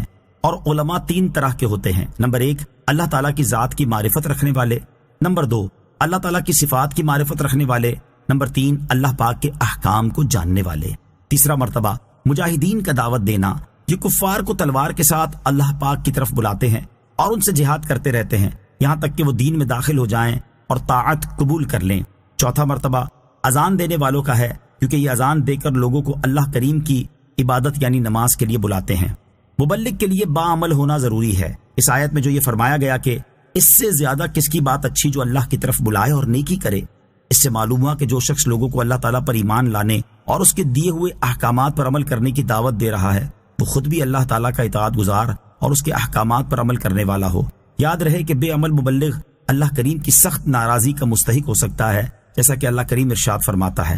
یا ایھا الذین آمنوا لما تقولون ما لا تفعلون کبر مقتا عند اللہ ان تقولوا ما لا تفعلون۔ ترجمہ، اے ایمان والو وہ بات کیوں کہتے ہو جو کرتے نہیں؟ اللہ کے نزدیک یہ بڑی سخت ناپسندیدہ بات ہے کہ تم وہ کہو جو نہ کرو۔ اور ارشاد فرماتا ہے اتأمرون الناس بالبر وتنسون انفسکم وانتم تتلون الکتاب افلا تعقلون۔ ترجمہ، کیا تم لوگوں کو بھلائی کا حکم دیتے ہو اور اپنے آپ کو بھولتے ہو حالانکہ تم کتاب پڑھتے ہو؟ تو کیا تمہیں عقل نہیں؟ یوں ہی بے عمل مبلغ قیامت کے دن جہنم کے عذاب میں بھی مبتلا ہو سکتا ہے، جیسا کہ حضرت ولید بن عقبہ رضی اللہ تعالی عنہ سے روایت ہے۔ نبی پاک صلی اللہ تعالی علیہ وسلم نے ارشاد فرمایا جنت والوں میں سے کچھ لوگ جہنم والوں میں سے کچھ لوگوں کی طرف جائیں گے تو ان سے کہیں گے اللہ تعالیٰ کی قسم ہم تو اسی وجہ سے جنت میں داخل ہو گئے جو تم ہمیں سکھاتے تھے، لیکن تم کس وجہ سے جہنم میں داخل ہوئے؟ وہ کہیں گے ہم جو تمہیں کہتے تھے وہ خود نہیں کرتے تھے۔ حضرت اسامہ بن زید رضی اللہ تعالی عنہ سے روایت ہے رسول کریم صلی اللہ تعالی علیہ وآلہ وسلم نے ارشاد فرمایا، قیامت کے دن ایک شخص کو لا کر دوزخ میں جھونک دیا جائے گا، اس کی انتڑیاں اس کے پیٹ سے نکل کر بکھر جائیں گی اور وہ ان کے ساتھ اس طرح چکر کاٹ رہا ہوگا جس طرح گدھا چکی کے گرد چکر کاٹتا ہے۔ جہنمی اس کے گرد اکٹھے ہو جائیں گے اور کہیں گے، اے فلاں شخص کیا بات ہے، کیا تم ہمیں نیکی کا حکم نہیں دیتے اور برائی سے نہیں روکتے تھے؟ وہ کہے گا، کیوں نہیں، میں تمہیں تو نیکی کا حکم دیتا تھا لیکن خود نیک عمل نہیں کرتا تھا، اور میں تمہیں تو برے کاموں سے روکتا تھا لیکن خود برے کام کرتا تھا، اسی وجہ سے مجھے جہنم میں ڈال دیا گیا ہے۔ اور حضرت انس بن مالک رضی اللہ تعالیٰ عنہ سے روایت ہے، رسول اکرم صلی اللہ تعالیٰ علیہ وآلہ وسلم نے ارشاد فرمایا، میں معراج کی رات ایسے لوگوں کے پاس سے گزرا جن کے ہونٹ آگ سے بنی ہوئی کینچیوں کے ساتھ کاٹے جا رہے تھے۔ میں نے کہا، اے جبرائیل علیہ السلام، یہ کون لوگ ہیں؟ انہوں نے عرض کی، یہ آپ کی امت میں سے وہ لوگ ہیں جو خطیب یعنی عالم، واعظ اور شاعر تھے۔ یہ لوگوں کو تو نیک کام کرنے کا حکم دیتے لیکن اپنے آپ کو بھول جاتے تھے، حالانکہ یہ قرآن مجید کی تلاوت کرتے تھے، تو کیا انہیں عقل نہیں تھی؟ لہٰذا ہر مبلغ کو چاہیے کہ لوگوں کو نیک کاموں کا حکم دینے اور برے کاموں سے منع کرنے کے ساتھ ساتھ خود بھی نیک کام کرے اور برے کاموں سے باز رہے، تاکہ اللہ تبارک و تعالیٰ کی ناراضی اور جہنم کے عذاب سے محفوظ رہے۔ اللہ کریم ہر مسلمان کو نیک اور باعمل مبلغ بننے کی توفیق عطا فرمائے، آمین۔ کلام میں تاثیر پیدا ہونے کا ذریعہ، یاد رہے کسی بھی مبلغ کے کلام میں تاثیر پیدا ہونے کا بنیادی ذریعہ اس کا باعمل ہونا ہے، کیونکہ جو مبلغ خود باعمل ہے تو اس کے حال سے یہ ظاہر ہو رہا ہے کہ اس کا کلام اس کی اپنی ذات پر اثر انداز ہو رہا ہے، اور جو مبلغ خود بے عمل ہے تو اس کے حال سے یہ واضح ہو رہا ہے کہ اس کا کلام اس کی اپنی ذات پر اثر نہیں کر رہا، اور جب اس کے کلام کا یہ حال ہے تو وہ دوسروں پر کیسے اثر انداز ہوگا۔ اسی چیز کو بیان کرتے ہوئے علامہ احمد ساوی رحمۃ اللہ تعالی فرماتے ہیں، جو شخص اپنے رب عز و جل کے حکم کو پورا کرے اور اس کی منع کردہ چیزوں سے اجتناب کرے اور نیک اعمال کے ساتھ متصف ہو کر لوگوں کو اللہ تبارک و تعالیٰ کی طرف بلائے تو اس کی بات مانی جائے گی اور اس کا کلام دلوں میں اثر بھی کرے گا، اور جس کا حال اس کے برخلاف ہو تو نہ اس کی بات مانی جائے گی اور نہ ہی اس کا کلام دلوں میں اثر کرے گا، کیونکہ جس کا کلام اس کی اپنی ذات پر اثر انداز نہیں ہو رہا تو اس کے علاوہ کسی اور پر بدرجہ اولا اثر نہیں کرے گا۔ لہٰذا اس اعتبار سے بھی ہر مبلغ کے لیے باعمل ہونا ضروری ہے، تاکہ اس کے کلام میں اللہ کریم تاثیر پیدا فرما دے اور لوگ اس کی نصیحت و ہدایت سن کر راہ راست پر آنا شروع ہو جائیں۔ مسلمان ہونے کا فقط زبان سے اقرار نہ ہو بلکہ دل میں اس کا اعتقاد بھی ہو۔ اس آیت کے آخر میں فرمایا گیا کہ اور کہے کہ بے شک میں مسلمان ہوں، اس سے متعلق یاد رہے کہ یہ کہنا فقط زبان سے نہ ہو بلکہ دل سے دین اسلام کا اعتقاد رکھتے ہوئے کہے کہ بے شک میں مسلمان ہوں، کیونکہ سچا کہنا یہی ہے۔ وَلَا تَسْتَوِي الْحَسَنَةُ وَلَا السَّيِّئَةُ ادفع بالتي هي احسن فاذا الذي بينك وبينه عداوة كأنه ولي حميم۔ ترجمہ، اور اچھائی اور برائی برابر نہیں ہو سکتی، برائی کو بھلائی کے ساتھ دور کر دو تو تمہارے اور جس شخص کے درمیان دشمنی ہوگی وہ اس وقت ایسا ہو جائے گا جیسے وہ گہرا دوست ہے۔ وَلَا تَسْتَوِي الْحَسَنَةُ وَلَا السَّيِّئَةُ، اور اچھائی اور برائی برابر نہیں ہو سکتی۔ اس آیت کا ایک معنی یہ ہے کہ نیکی اور گناہ برابر نہیں، بلکہ نیکی خیر ہے اور گناہ شر، اور خیر و شر برابر نہیں ہو سکتے۔ دوسرا معنی یہ ہے کہ نیکوں کے مراتب برابر نہیں، بلکہ بعض نیکیاں دوسری نیکیوں سے اعلیٰ ہیں۔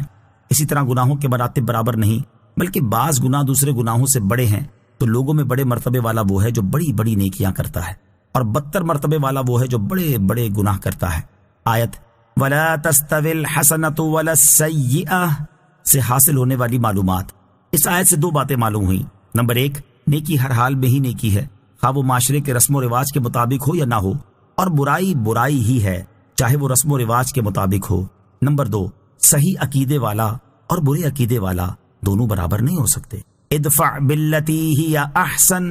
برائی کو بھلائی کے ساتھ دور کر دو۔ ارشاد فرمایا کہ تم برائی کو بھلائی کے ساتھ دور کر دو، مثلا غصے کو صبر سے، لوگوں کی جہالت کو حلم سے، اور بد سلوکی کو عفو و درگزر سے، کہ اگر تیرے ساتھ کوئی برائی کرے تو اسے معاف کر دے، تو اس خصلت کا نتیجہ یہ ہوگا کہ دشمن دوستوں کی طرح تجھ سے محبت کرنے لگیں گے۔ شان نزول، کہا گیا کہ یہ آیت ابو سفیان کے بارے میں نازل ہوئی کہ ان کی شدید عداوت کے باوجود نبی کریم علیہ الصلوۃ والسلام نے ان کے ساتھ نیک سلوک کیا اور ان کی صاحبزادی کو اپنی زوجیت کا شرف عطا فرمایا۔ تو اس کا نتیجہ یہ ہوا کہ ابو سفیان تاجدار رسالت صلی اللہ تعالی علیہ وآلہ وسلم سے سچے محبت کرنے والے اور آپ کے جان نثار صحابی بن گئے۔ سید المرسلین صلی اللہ تعالی علیہ وآلہ وسلم کے مبارک اخلاق، حضور پرنور علیہ الصلوۃ والسلام کے مبارک اخلاق میں برائی کو بھلائی سے ٹال دینے کی انتہائی عالی شان مثالیں موجود ہیں۔ ان میں سے یہاں دو واقعات سماعت کیجیے۔ نمبر 1، حضرت عبداللہ بن عبید رضی اللہ تعالیٰ عنہ فرماتے ہیں، جب غزوہ احد میں رسول کریم صلی اللہ تعالیٰ علیہ وآلہ وسلم کے سامنے والے مبارک دانت شہید ہوئے اور آپ کا چہرہ انور لہو لہان ہو گیا تو عرض کی گئی، یا رسول اللہ صلی اللہ تعالیٰ علیہ وآلہ وسلم، آپ ان کافروں کے خلاف دعا فرمائیں۔ تاجدار رسالت صلی اللہ تعالیٰ علیہ وسلم نے کمال صبر کا مظاہرہ کرتے ہوئے ارشاد فرمایا، بے شک اللہ تعالیٰ نے مجھے تانے دینے والا اور لعنت کرنے والا بنا کر نہیں بھیجا، بلکہ مجھے دعوت دینے والا اور رحمت فرمانے والا بنا کر بھیجا ہے۔ پھر آپ علیہ الصلوۃ والسلام نے دعا فرمائی، اے اللہ عز و جل، میری قوم کو دین اسلام کی ہدایت دے کیونکہ وہ مجھے جانتے نہیں۔ حضرت علامہ قاضی عیاض رحمۃ اللہ تعالی فرماتے ہیں، اس حدیث پاک پر غور کرو کہ اس میں کس قدر فضیلت، درجات، احسان، حسن خلق، بے انتہا صبر اور حلم جیسے اوصاف جمع ہیں، کیونکہ حضور اقدس علیہ الصلوۃ والسلام نے صرف ان سے خاموشی اختیار کرنے پر ہی اکتفا نہیں فرمایا، بلکہ ان زخم دینے والوں کو معاف بھی فرما دیا۔ پھر شفقت و محبت فرماتے ہوئے ان کے لیے یہ دعا بھی فرمائی کہ اے اللہ عز و جل ان کو ہدایت دے۔ پھر اس شفقت و رحمت کا سبب بھی بیان فرما دیا کہ یہ میری قوم ہے۔ پھر ان کی طرف سے عذر بیان فرما دیا کہ یہ ناسمجھ لوگ ہیں، بد کریں ہر دم برائی، تم کہو ان کا بھلا ہو۔ نمبر 2، حضرت انس رضی اللہ تعالیٰ عنہ فرماتے ہیں، میں ایک مرتبہ رسول پاک علیہ الصلوۃ والسلام کے ہمراہ چل رہا تھا اور آپ کے اوپر ایک نجرانی چادر تھی جس کے کنارے موٹے تھے۔ اتنے میں ایک اعرابی ملا اور اس نے آپ صلی اللہ تعالیٰ علیہ وسلم کی چادر کو پکڑ کر بڑے زور سے کھینچا، یہاں تک کہ میں نے حضور اقدس علیہ الصلوۃ والسلام کے کندھے پر زور سے چادر کھینچے جانے کی وجہ سے رگڑ کا نشان دیکھا۔ اس اعرابی نے کہا، اے محمد صلی اللہ تعالیٰ علیہ وآلہ وسلم، اللہ کریم نے جو مال آپ کو دیا ہے وہ میرے ان اونٹوں پر لاد دو، کیونکہ آپ نہ مجھے اپنے مال سے دیتے ہیں اور نہ ہی اپنے والد کے مال سے دیتے ہیں۔ سید العالمین صلی اللہ تعالیٰ علیہ وآلہ وسلم خاموش رہے اور صرف اتنا فرمایا کہ مال تو اللہ تعالیٰ کا ہی ہے، میں تو اس کا بندہ ہوں۔ پھر ارشاد فرمایا کہ اے اعرابی، کیا تم سے اس کا بدلہ لیا جائے جو تم نے میرے ساتھ سلوک کیا؟ اس نے عرض کی نہیں۔ ارشاد فرمایا کیوں نہیں؟ اعرابی نے عرض کی کیونکہ آپ کی یہ عادت کریمہ ہی نہیں کہ آپ برائی کا بدلہ برائی سے لیں۔ اس کی یہ بات سن کر نبی پاک صلی اللہ تعالیٰ علیہ وآلہ وسلم مسکرا دیے اور ارشاد فرمایا، اس کے ایک اونٹ کو جو سے اور دوسرے کو کھجور سے بھر دو۔ دین اسلام کی شاہکار تعلیم۔ اس آیت سے معلوم ہوا کہ دین اسلام میں مسلمانوں کو اخلاقیات کی انتہائی اعلیٰ، جامع اور شاہکار تعلیم دی گئی ہے کہ برائی کو بھلائی سے ٹال دو، جیسے کسی کی طرف سے تکلیف پہنچے تو اس پر صبر کرو، کوئی جہالت اور بے وقوفی کا برتاؤ کرے تو اس پر حلم و بردباری کا مظاہرہ کرو، اور اپنے ساتھ بدسلوکی ہونے پر عفو و درگزر سے کام لو۔ اسی سے متعلق یہاں 2 احادیث بھی سماعت کیجیے۔ نمبر 1، حضرت عقبہ بن عامر رضی اللہ تعالیٰ عنہ فرماتے ہیں، میں نے رسول کریم صلی اللہ تعالیٰ علیہ وسلم سے ملاقات کی اور عرض کی کہ مجھے افضل اعمال کے بارے میں بتائیے۔ ارشاد فرمایا، جو تجھے محروم کرے تم اسے عطا کرو، جو تم سے رشتہ داری توڑے تم اس کے ساتھ رشتہ داری جوڑو، اور جو تم پر ظلم کرے تم اسے معاف کر دو۔ نمبر 2، حضرت ابو ہریرہ رضی اللہ تعالیٰ عنہ سے روایت ہے، نبی کریم صلی اللہ تعالیٰ علیہ وآلہ وسلم نے ارشاد فرمایا، صدقہ مال میں کوئی کمی نہیں کرتا، اور معاف کرنے سے اللہ تبارک و تعالیٰ بندے کی عزت ہی بڑھائے گا، اور جو اللہ تعالیٰ کے لیے عاجزی اختیار کرے تو اللہ کریم اسے بلندی عطا فرمائے گا۔ یعنی صدقے سے مال کم نہیں ہوتا، بلکہ اللہ کریم اس میں برکت وغیرہ کے ذریعے اضافہ کرتا ہے، اور بدلہ لینے پر قادر ہونے کے باوجود کسی کا قصور معاف کرنے سے اللہ کریم بندے کی عزت بڑھا دیتا ہے، اور جو اللہ کی رضا اور اس کا قرب حاصل کرنے کے لیے عاجزی اختیار کرتا ہے اللہ کریم اسے دنیا اور آخرت میں بلندی عطا فرماتا ہے۔ وما يلقاها إلا الذين صبروا وما يلقاها إلا ذو حظ عظيم۔ ترجمہ، اور یہ دولت صبر کرنے والوں کو ہی ملتی ہے، اور یہ دولت بڑے نصیب والے کو ہی ملتی ہے۔ وما يلقاها إلا الذين صبروا، اور یہ دولت صبر کرنے والوں کو ہی ملتی ہے، یعنی برائیوں کو بھلائیوں سے ٹال دینے جیسی عظیم خصلت کی دولت ان لوگوں کو ہی ملتی ہے جو تکلیفوں اور مصیبتوں وغیرہ پر صبر کرتے ہیں، اور یہ دولت اسے ہی ملتی ہے جو بڑے نصیب والا ہے۔ اچھے اخلاق والا ہونا بہت بڑی نعمت ہے۔ اس آیت سے معلوم ہوا کہ اچھے اخلاق والا ہونا اللہ تعالیٰ کی بہت بڑی نعمت ہے، اس لیے ہر ایک کو چاہیے کہ وہ اچھے اخلاق اپنانے کی کوشش کرے۔ ترغیب کے لیے یہاں اچھے اخلاق کے 4 فضائل سماعت کیجیے۔ نمبر 1، ابو داؤد شریف کی حدیث ہے، حضرت ابو ہریرہ رضی اللہ تعالی عنہ سے روایت ہے، نبی اکرم صلی اللہ تعالی علیہ وآلہ وسلم نے ارشاد فرمایا، مومنوں میں زیادہ کامل ایمان والا وہ ہے جو اخلاق کے اعتبار سے ان میں سب سے اچھا ہے۔ نمبر 2، حضرت اسامہ بن شریک رضی اللہ تعالیٰ عنہ فرماتے ہیں، رسول کریم صلی اللہ تعالی علیہ وآلہ وسلم منا کی مسجد میں تھے تو ان کے پاس کچھ دیہاتی لوگ آئے اور انہوں نے عرض کی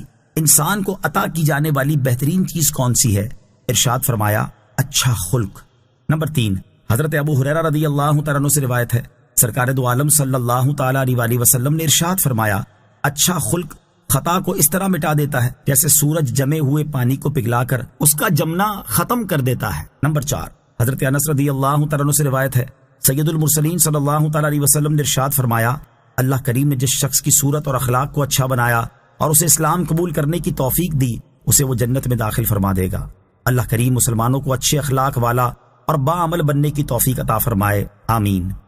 وَإِمَّا يَنزَغَنَّكَ مِنَ الشَّيْطَانِ نَزْغٌ فَاسْتَعِذْ بِاللَّهِ إِنَّهُ هُوَ السَّمِيعُ الْعَلِيمُ۔ ترجمہ، اور اگر تجھے شیطان کی طرف سے کوئی وسوسہ آئے تو اللہ کی پناہ مانگو، بے شک وہی سننے والا جاننے والا ہے۔ وَإِمَّا يَنزَغَنَّكَ مِنَ الشَّيْطَانِ نَزْغٌ، اور اگر تجھے شیطان کی طرف سے کوئی وسوسہ آئے، یعنی اے انسان اگر شیطان تجھے برائیوں پر ابھارے اور اس نیک خصلت سے اور اس کے علاوہ اور نیکیوں سے منحرف کرنے کی کوشش کرے تو اس کے شر سے اللہ کریم کی پناہ مانگ اور اپنی نیکیوں پر قائم رہ اور شیطان کی راہ اختیار نہ کر، اللہ کریم تیری مدد فرمائے گا، بے شک وہی تمہارے پناہ طلب کرنے کو سننے والا اور تمہارے احوال کو جاننے والا ہے۔ غصہ ختم کرنے کا ایک طریقہ، یاد رہے کہ غصہ آنے کا ایک سبب شیطان کا وسوسہ ڈالنا ہے، اور جب کسی انسان کو غصہ آ جائے تو اسے چاہیے کہ اعوذ باللہ من الشیطان الرجیم پڑھ لے، اس سے انشاءاللہ عز و جل غصہ ختم ہو جائے گا، جیسا کہ حضرت سلیمان بن سرد رضی اللہ تعالیٰ عنہ فرماتے ہیں رسول کریم صلی اللہ تعالیٰ علیہ وسلم کے قریب دو شخصوں نے ایک دوسرے کو برا بھلا کہا تو ان میں سے ایک کو شدید غصہ آ گیا، اس پر حضور اقدس علیہ الصلوۃ والسلام نے ارشاد فرمایا بے شک میں ایسا کلمہ جانتا ہوں اگر وہ اسے پڑھ لیتا تو ضرور اس کا غصہ چلا جاتا، وہ کلمہ یہ ہے اعوذ باللہ من الشیطان الرجیم۔ اس شخص نے عرض کی کیا آپ مجھے مجنون گمان کرتے ہیں؟ اس پر آپ علیہ الصلوۃ والسلام نے یہ آیت تلاوت فرمائی وَإِمَّا يَنزَغَنَّكَ مِنَ الشَّيْطَانِ نَزْغٌ فَاسْتَعِذْ بِاللَّهِ إِنَّهُ هُوَ السَّمِيعُ الْعَلِيمُ۔ ترجمہ، اور اگر تجھے شیطان کی طرف سے کوئی وسوسہ آئے تو اللہ کی پناہ مانگ، بے شک وہی سننے والا جاننے والا ہے۔ غصے پر قابو پانے کے دو فضائل، موضوع کی مناسبت سے یہاں غصے پر قابو پانے کے دو فضائل سماعت کیجیے۔ نمبر 1، صحیح بخاری کی حدیث ہے، حضرت ابو ہریرہ رضی اللہ تعالیٰ عنہ سے روایت ہے، سرکار دو عالم صلی اللہ تعالیٰ علیہ وسلم نے ارشاد فرمایا وہ شخص زور آور نہیں جو لوگوں کو پچھاڑ دے، زور آور وہ شخص ہے جو غصے کے وقت اپنے آپ کو قابو میں رکھے۔ نمبر 2، حضرت معاذ بن جبل رضی اللہ تعالیٰ عنہ سے روایت ہے، ابو داؤد شریف کی حدیث، رسول اللہ صلی اللہ تعالیٰ علیہ وسلم نے ارشاد فرمایا جو شخص اپنے غصے کے تقاضے کو پورا کرنے پر قادر ہو، اس کے باوجود وہ اپنے غصے کو ضبط کر لے تو قیامت کے دن اللہ تعالیٰ اس کو تمام مخلوق کے سامنے بلا کر فرمائے گا تم حور عین میں سے جس حور کو چاہو لے لو۔ اللہ کریم ہمیں غصے سے بچائے اور غصہ آنے کی صورت میں اس پر قابو پانے کی توفیق عطا فرمائے۔ غصہ کرنے کے دینی اور دنیاوی نقصانات، یہاں حدیث پاک کی مناسبت سے غصہ کرنے کے دینی اور دنیاوی 6 نقصانات سماعت کیجیے۔ نمبر 1، غصہ کرنے والا صبر، عاجزی اور انکساری جیسے عظیم اوصاف سے محروم ہو جاتا ہے۔ نمبر 2، عمومی طور پر غصہ اسی شخص کو آتا ہے جس میں تکبر، فخر اور غرور کا بادہ پایا جاتا ہے۔ نمبر 3، غصے کی حالت میں انسان اللہ تعالیٰ کی حدود کی حفاظت نہیں کر پاتا اور انہیں توڑ کر اللہ کریم کی نافرمانی میں مبتلا ہو جاتا ہے۔ نمبر 4، غصہ کرنے سے بندے کا بلڈ پریشر بڑھ جاتا ہے اور اگر بلڈ پریشر کا مریض غصہ کرے تو اسے فالج بھی ہو سکتا ہے اور اس کے دماغ کی رگ بھی پھٹ سکتی ہے، اور یہ دونوں جان لیوا امراض میں سے ہیں۔ نمبر 5، غصہ کرنے سے لڑائی جھگڑا ہوتا ہے اور بسا اوقات اس میں اتنا اضافہ ہو جاتا ہے جس سے رشتہ داریاں ختم ہو جاتی ہیں اور بندہ مخلص دوستوں سے بھی محروم ہو جاتا ہے۔ نمبر 6، غصے کی حالت میں بعض اوقات انسان ایسے کام کر جاتا ہے جو اس کے لیے مستقل پریشانی اور ڈپریشن کا سبب بن جاتے ہیں، جیسے غصے کی حالت میں بیوی کو طلاق دے دینا یا کسی کو قتل کر دینا وغیرہ۔ اللہ کریم ہمیں غصہ کرنے سے بچنے اور غصہ آ جانے کی صورت میں اسے دور کرنے کے اقدامات کرنے کی توفیق عطا فرمائے، آمین۔ وَمِنْ آيَاتِهِ اللَّيْلُ وَالنَّهَارُ وَالشَّمْسُ وَالْقَمَرُ لا تسجدوا للشمس ولا للقمر واسجدوا لله الذي خلقهن إن كنتم إياه تعبدون۔ ترجمہ، اور رات اور دن اور سورج اور چاند سب اس کی نشانیوں میں سے ہیں، نہ سورج کو سجدہ کرو اور نہ چاند کو، اور اس اللہ کو سجدہ کرو جس نے انہیں پیدا کیا اگر تم اس کی عبادت کرتے ہو۔ وَمِنْ آیَاتِهِ، اور اس کی نشانیوں میں سے ہیں۔ اس سے پہلے آیت نمبر 33 میں بیان ہوا کہ سب سے اچھی بات اللہ کریم کی طرف بلانا ہے، اور اب اس آیت سے اللہ تعالیٰ کی وحدانیت، قدرت اور حکمت پر دلالت کرنے والی چیزوں کو بیان کیا جا رہا ہے، تاکہ یہ معلوم ہو جائے کہ اللہ کریم کی طرف بلانا اس کی ذات و صفات پر دلالت کرنے والی چیزوں کو بیان کرنے کے ذریعے بھی ہوتا ہے۔ چنانچہ اس آیت کا خلاصہ یہ ہے کہ رات، دن، سورج اور چاند سب اللہ کریم کی قدرت، حکمت، اس کی ربوبیت اور وحدانیت پر دلالت کرنے والی نشانیاں ہیں۔ تو تم نہ سورج کو سجدہ کرو اور نہ ہی چاند کو، کیونکہ یہ دونوں مخلوق ہیں اور اپنے خالق کے حکم سے مسخر ہیں، اور جو اس طرح مسخر ہو وہ عبادت کا مستحق نہیں ہو سکتا۔ اور تم اس اللہ کریم کو سجدہ کرو جس نے رات، دن، سورج اور چاند کو پیدا کیا ہے، اور وہی سجدہ اور عبادت کا مستحق ہے۔ اگر تم اللہ کریم کی عبادت کرتے ہو تو اس کے علاوہ کسی اور کو سجدہ نہ کرو۔ فَإِنِ اسْتَكْبَرُوا فَالَّذِينَ عِندَ رَبِّكَ يُسَبِّحُونَ لَهُ بِاللَّيْلِ وَالنَّهَارِ وَهُمْ لَا يَسْأَمُونَ۔ ترجمہ، تو اگر یہ تکبر کریں تو جو تمہارے رب کے پاس ہیں وہ رات اور دن اس کی پاکی بیان کرتے رہتے ہیں اور وہ اکتاتے نہیں۔ فَإِنِ اسْتَكْبَرُوا، تو اگر یہ تکبر کریں، یعنی اگر کفار اللہ کریم کی وحدانیت کے عظیم دلائل دیکھ لینے کے باوجود بھی غرور و تکبر کریں تو پھر بھی اللہ کریم کا کچھ نہیں بگاڑ سکتے۔ اور ان کفار کے سورج اور چاند کی عبادت کرنے سے یہ نہیں ہوگا کہ اللہ کریم کی عبادت اور حمد و ثنا کرنے والے ختم ہو جائیں گے، کیونکہ اللہ کریم کے پیدا کردہ فرشتے دن رات اس کی پاکی بیان کرنے میں مصروف ہیں، اور وہ پاکی بیان کرنے سے تھکتے بھی نہیں۔ لہٰذا رب کریم کی تسبیح و تقدیس کرنا لوگوں کے لیے باعث شرف ہے، نہ کہ خدا کو اس کا کوئی فائدہ ہے۔ نوٹ، یاد رہے کہ یہ آیت سجدہ ہے، اسے پڑھنے اور سننے والے پر سجدہ تلاوت کرنا واجب ہے۔ واضح رہے کہ ریکارڈڈ آیات سجدہ سننے سے سجدہ تلاوت واجب نہیں ہوتا۔ وَمِنْ آيَاتِهِ أَنَّكَ تَرَى الْأَرْضَ خَاشِعَةً فَإِذَا أَنزَلْنَا عَلَيْهَا الْمَاءَ اهْتَزَّتْ وَرَبَتْ إِنَّ الَّذِي أَحْيَاهَا لَمُحْيِي الْمَوْتَى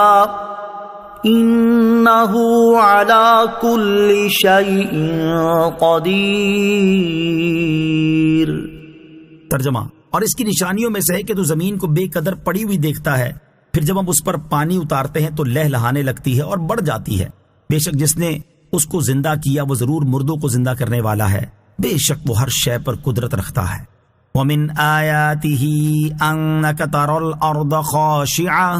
اور اس کی نشانیوں میں سے ہے کہ تو زمین کو بے قدر پڑی ہوئی دیکھتا ہے۔ اس آیت میں اللہ کریم کی قادر مطلق ہونے اور خاص طور پر قیامت کے دن مردوں کو زندہ کرنے پر قادر ہونے کی ایک نشانی اور دلیل بیان کی جا رہی ہے کہ تم لوگ زمین کو دیکھتے ہو کہ وہ خشک اور بنجر پڑی ہوتی ہے، اور جب اللہ کریم کے فضل و کرم سے اس پر بارش ہوتی ہے تو وہ تر و تازہ ہو کر لہ لہانے لگتی ہے۔ تو جو ذات اس مردہ زمین میں زندگی پیدا کر کے اس سے پھل اور سبزیاں نکالنے پر قادر ہے، بے شک وہ اس پر بھی قادر ہے کہ مردوں کو زندہ کر دے۔ ان الذين يلحدون في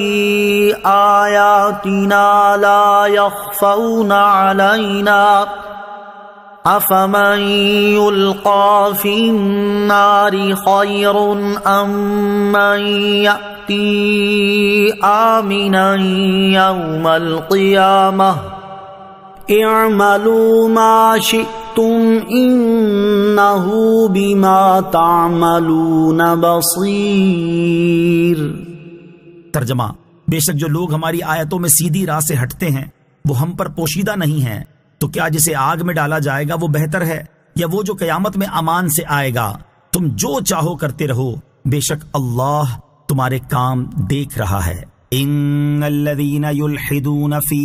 آیاتنا،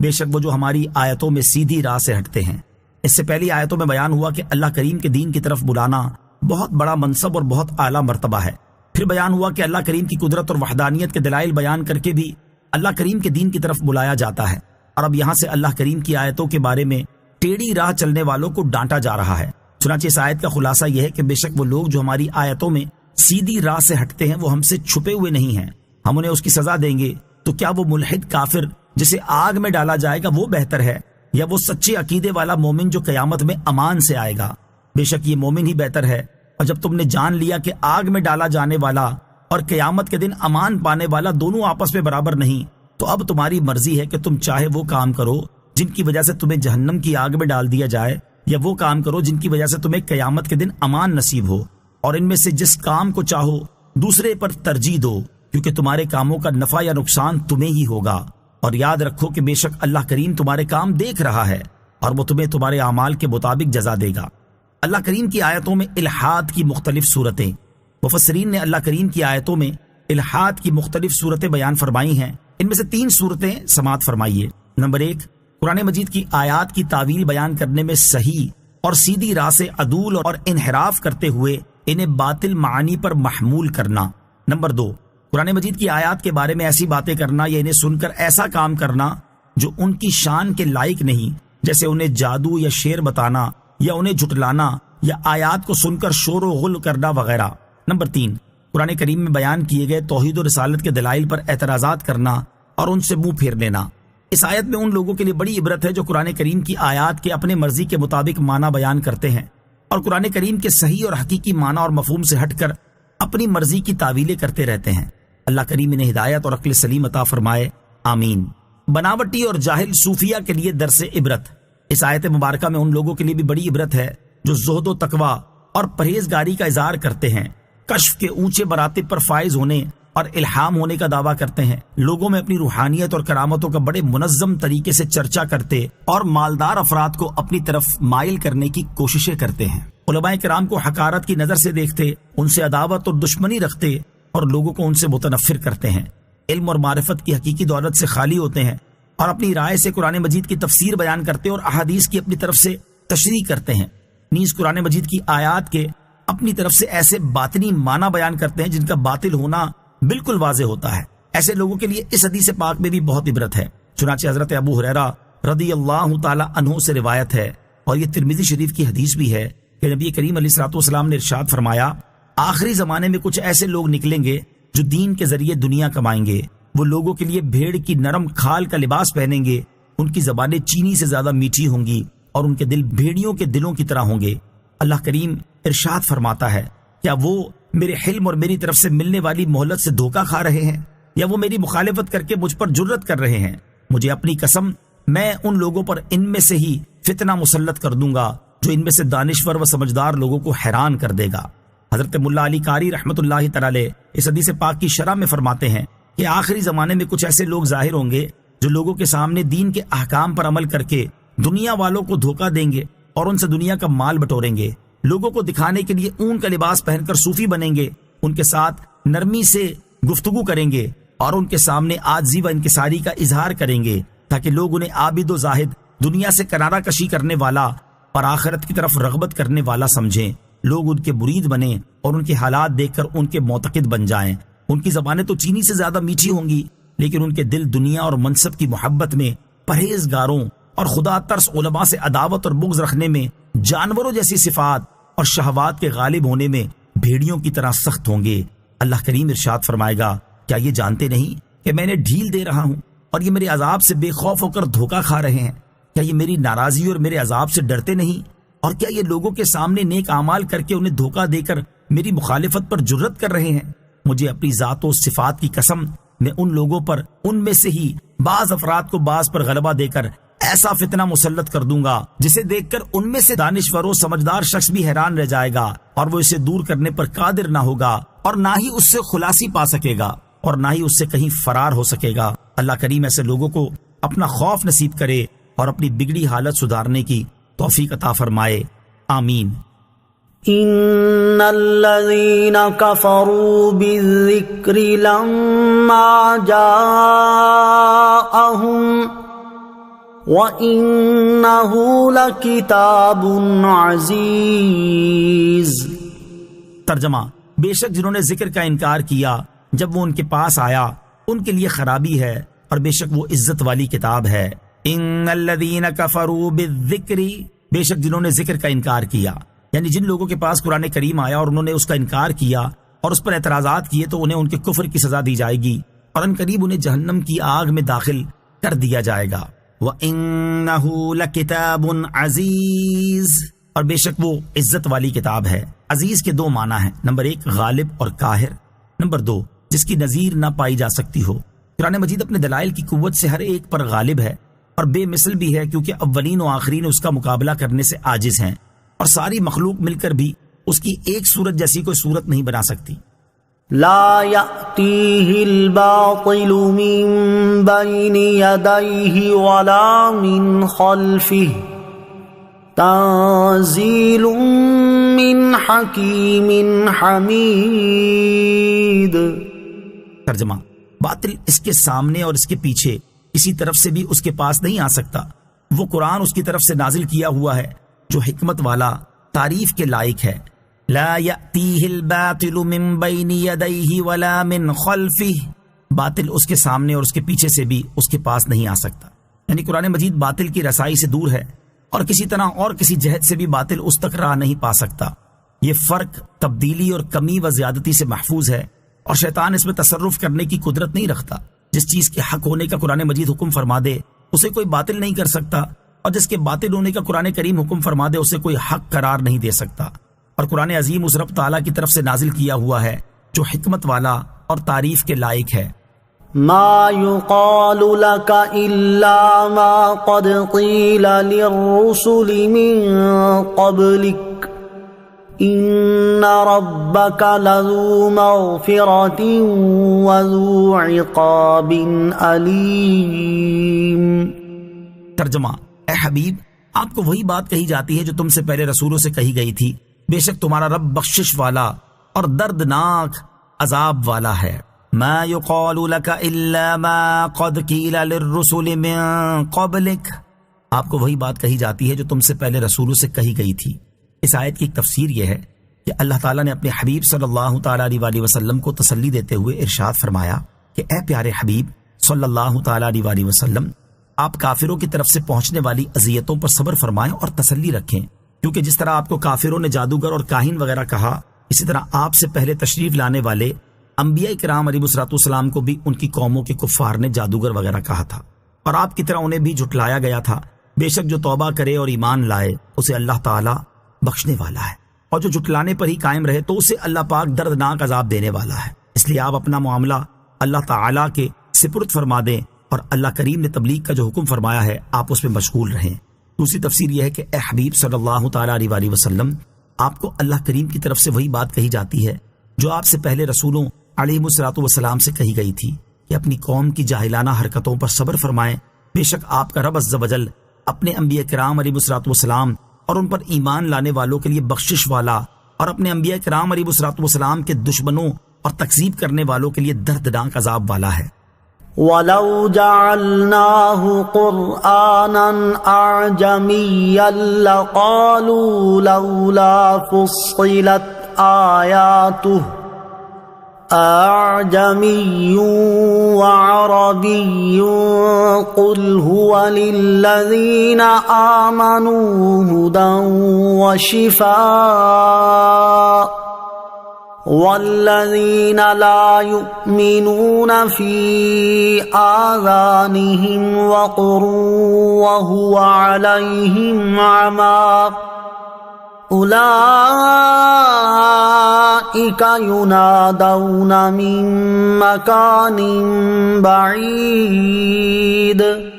ترجمہ، اور اگر ہم اسے عربی کے علاوہ کسی اور زبان کا قرآن کر دیتے تو کفار ضرور کہتے اس کی آیتیں کیوں نہ واضح کی گئیں، کیا کتاب عجمی ہے اور نبی عربی ہے؟ تم فرماؤ وہ ایمان والوں کے لیے ہدایت اور شفا ہے، اور وہ جو ایمان نہیں لاتے ان کے کانوں میں بوجھ ہے اور وہ ان پر اندھا پن ہے، گویا انہیں دور کی جگہ سے پکارا جا رہا ہے۔ وَلَوْ جَعَلْنَاهُ قُرْآنًا أَعْجَمِيًّا،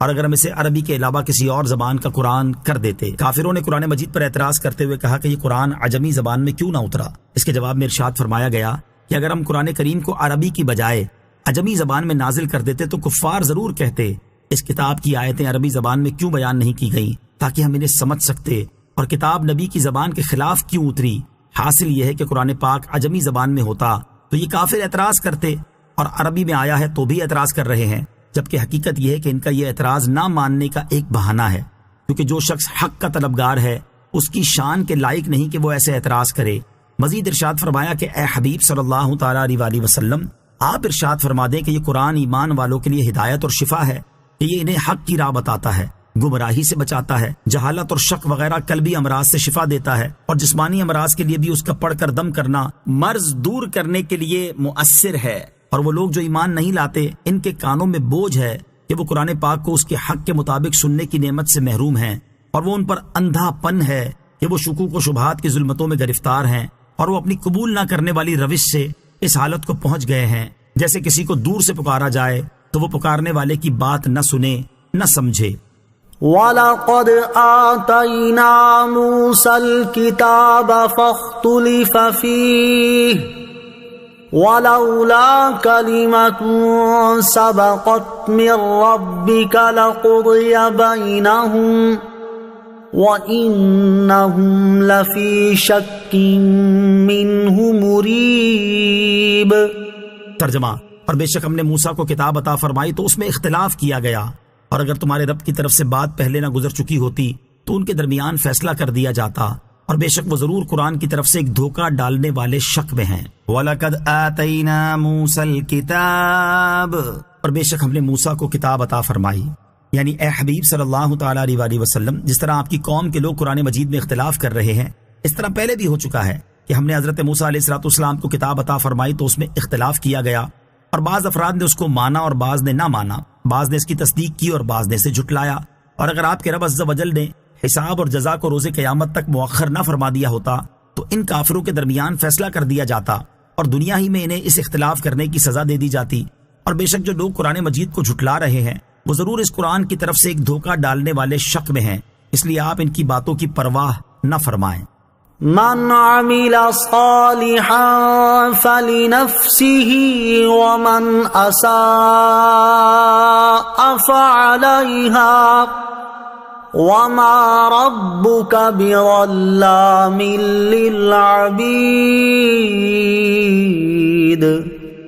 ترجمہ، جو نیکی کرتا ہے وہ اپنی ذات کے لیے ہی کرتا ہے، اور جو برائی کرتا ہے تو اپنے خلاف ہی کرتا ہے، اور تمہارا رب بندوں پر ظلم نہیں کرتا۔ من عمل صالحا فلنفسه، جو نیکی کرتا ہے وہ اپنی ذات کے لیے ہی کرتا ہے۔ ارشاد فرمایا کہ اے حبیب صلی اللہ تعالیٰ علیہ وآلہ وسلم، آپ کافروں کے اعراض کرنے کی وجہ سے خود پر بوجھ محسوس نہ فرمائیں، کیونکہ ان میں سے جو شخص قرآن مجید پر ایمان لائے اور اس کے تقاضوں کے مطابق عمل کرے تو وہ اپنی ذات کے فائدے کے لیے ہی کرے گا، اور جو کفر کرے گا تو اس کا نقصان بھی اسے ہی ہوگا۔ اور اے حبیب صلی اللہ تعالیٰ علیہ وآلہ وسلم، آپ کا رب عز و جل بندوں پر ظلم نہیں کرتا اور ان کے ساتھ وہی معاملہ فرماتا ہے جس کے وہ حقدار ہیں۔